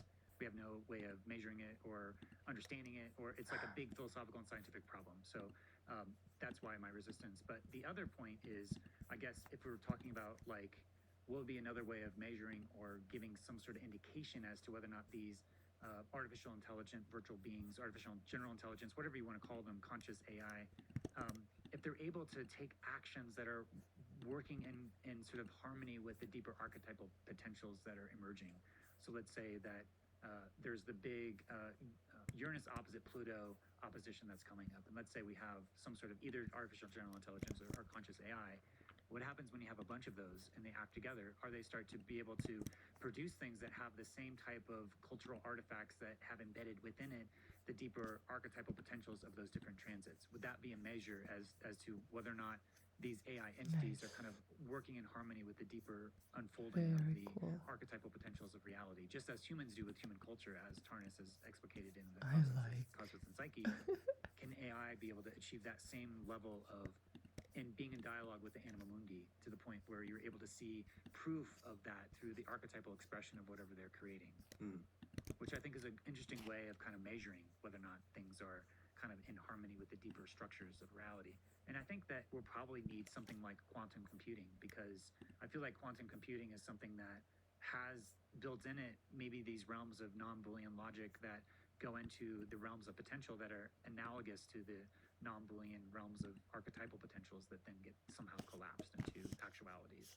So is it the quantum computing on top of the artificial intelligence that will lead into these sort of artificial general intelligent beings? But then the that Instagram are is so kind of bad. like we're able to kind of tune and train just Yeah. like we elect and create something Yeah. with an archetypal character. We take a quality of the moment and we build something that then over time evolves, that has like the chart, like it has transits like a person does. Right. And we're able to track the behavior based upon an analysis of the natal chart. I give like possibility that something like that could exist. I just don't know if it'll be conscious or not. Well, because we already do that to some extent, where there's The there was last natal scene. astrology, and then later also there was inceptional astrology, which is that you can cast the chart for the birth of just about anything, anything that has a moment of origin, and the chart for that will describe something about the quality of that thing as well as its future. And so that can be like the chart of two people getting married. It can be the founding of like a company, like the incorporation of a Nice. company, the building of a house, the start of a company, of a country. There's all sorts of any things, because astrology is fundamentally dealing with something about time, and something about time having like qualitative properties, but also that the moment of origin of anything has some sort of seed potential for its ultimate outcome or its ultimate end or telos or what have you. And I think in that context, or when astrology gets not reduced down to that, but seen in that very fundamental way of dealing with those properties of time, that yeah, you could have a chart, a birth chart for an AI or certain AIs having a moment of origin, maybe that could be read in some way with astrology? Yeah, and I wonder to what degree some of those that are things are created that are humans that are doing that and coming together and making that versus creating something that is able to make its own choices in some fashion. I think about like the I Ching we were talking a little bit about the other day, where there's the casting of the I Ching that has a probabilistic chance, probably whether it's drawing straws or flipping coins. There's a probability that's associated that, and then when you come to the I Ching with either whatever the quality of your intention is or the question or just the moment that you're checking in, you're bringing that presence to sort of see to what of the archetypal potentials are being described in the hexagrams for the I Ching, but then you're moving into another one, so you're going from one I Ching to the next, so there's a movement for the dynamic flux from one to the next. So given that, like, are there existing things that are either probabilistically making choices over time that you can start to see that are just kind of randomly making behaviors? Are there ways that things that we've already existing that you could look at a natal chart analysis and to see those choices and behaviors over time? Are they following some transit behaviors that we would expect based upon it? And if the mechanism of that probability is something that is programmed, or if there's something like a quantum electrodynamic, probable, there's ways of doing random number generators from a quantum process that is able to, I know the Global Consciousness Research Project is an example where they're able to see these spikes of collective attention based upon these random number generators that are based upon a quantum process that are saying that when there's people paying attention to one thing around the world, then you see these spikes in this Global Consciousness Project. So just the same, if you Okay, have like a we're done quantum with this basis to some part. sort of AI entity that is out in the world and it's able to make what we presume is some degree of intentional actions, it's making choices. So to be able to see the choices that those entities make, and then to see if the natal transits of those or the Oh my timing God, so techniques, much or all more to the go. variety of different astrological ways of looking at how time unfolds, are able to describe those actions over time in a way that goes above and beyond what you would expect through contrasting it to like something that's more of a static object that's out into the world, or something that doesn't have its own ability to make its own choices. Yeah, when you were mentioning the I Ching, that made me think of something my partner Lisa talks about a lot, and that different people at different types of divination talk about a lot, about some of these different divinatory systems having different characters and giving you different types of answers, and sometimes almost having like a personality that can be funny in different ways, like talking about the I Ching, sort of like messing with you sometimes, or like giving you an answer that's kind of like cheeky or something like that, versus different tarot decks having different qualities, and that may have to do with the quality of the moment in which that divinatory system was created. Yeah. And having a certain type of birth chart, and by extension then, and extending the concept of inceptional or Katarkic astrology into AI, there's going to be different AIs that are born in different moments that take on the quality of that moment. And that actually, in the same way that, you always you've mentioned several times Tarnis's whole thing about how the best predictive thing they could find that would tell how people would experience different psychotropic experiences of, taking an acid or bad experience was the astrology and the transits of that moment. Probably different types of AI that are created in the future, their level of, probably to some extent, like benevolence or malevolence, is partially going to be based on them taking on the quality of that moment and the birth chart that they have in the moment, describing some of their potential and some of the character or the quality of it. Yeah, for sure. And it just makes me also think of like this process of creating objects of astrological magic, kind of electing at very specific times. So Right. what's it mean to elect an AI that then continues to evolve, and then imagining a future where we're having these different interactions where we're maybe getting some astrological remediation from an AI that was born at a certain time that could be centuries years old, that have seen like a long time of taking in all this information. So Right. like as we project out 7 generations from now, what does it mean to interact with that are these ancient elders that have all this information of tracking all the contextual dimensions that are able to really identify the unfolding patterning of both culture and individuals? And are you going to be engaging with these AI to be able to have like a depth psychological remediation for a transit that you're going through, or something that you need to have a complex of those things all working to you in a virtual reality experience that is trying to to some end of allow you to walk out of that experiencing knowing so much more about where you're at in your own life, because you're able to get this grand amount of insight based upon these interactions, either from a symbolic kind of dream logic state where you kind of get into an altered state of the story world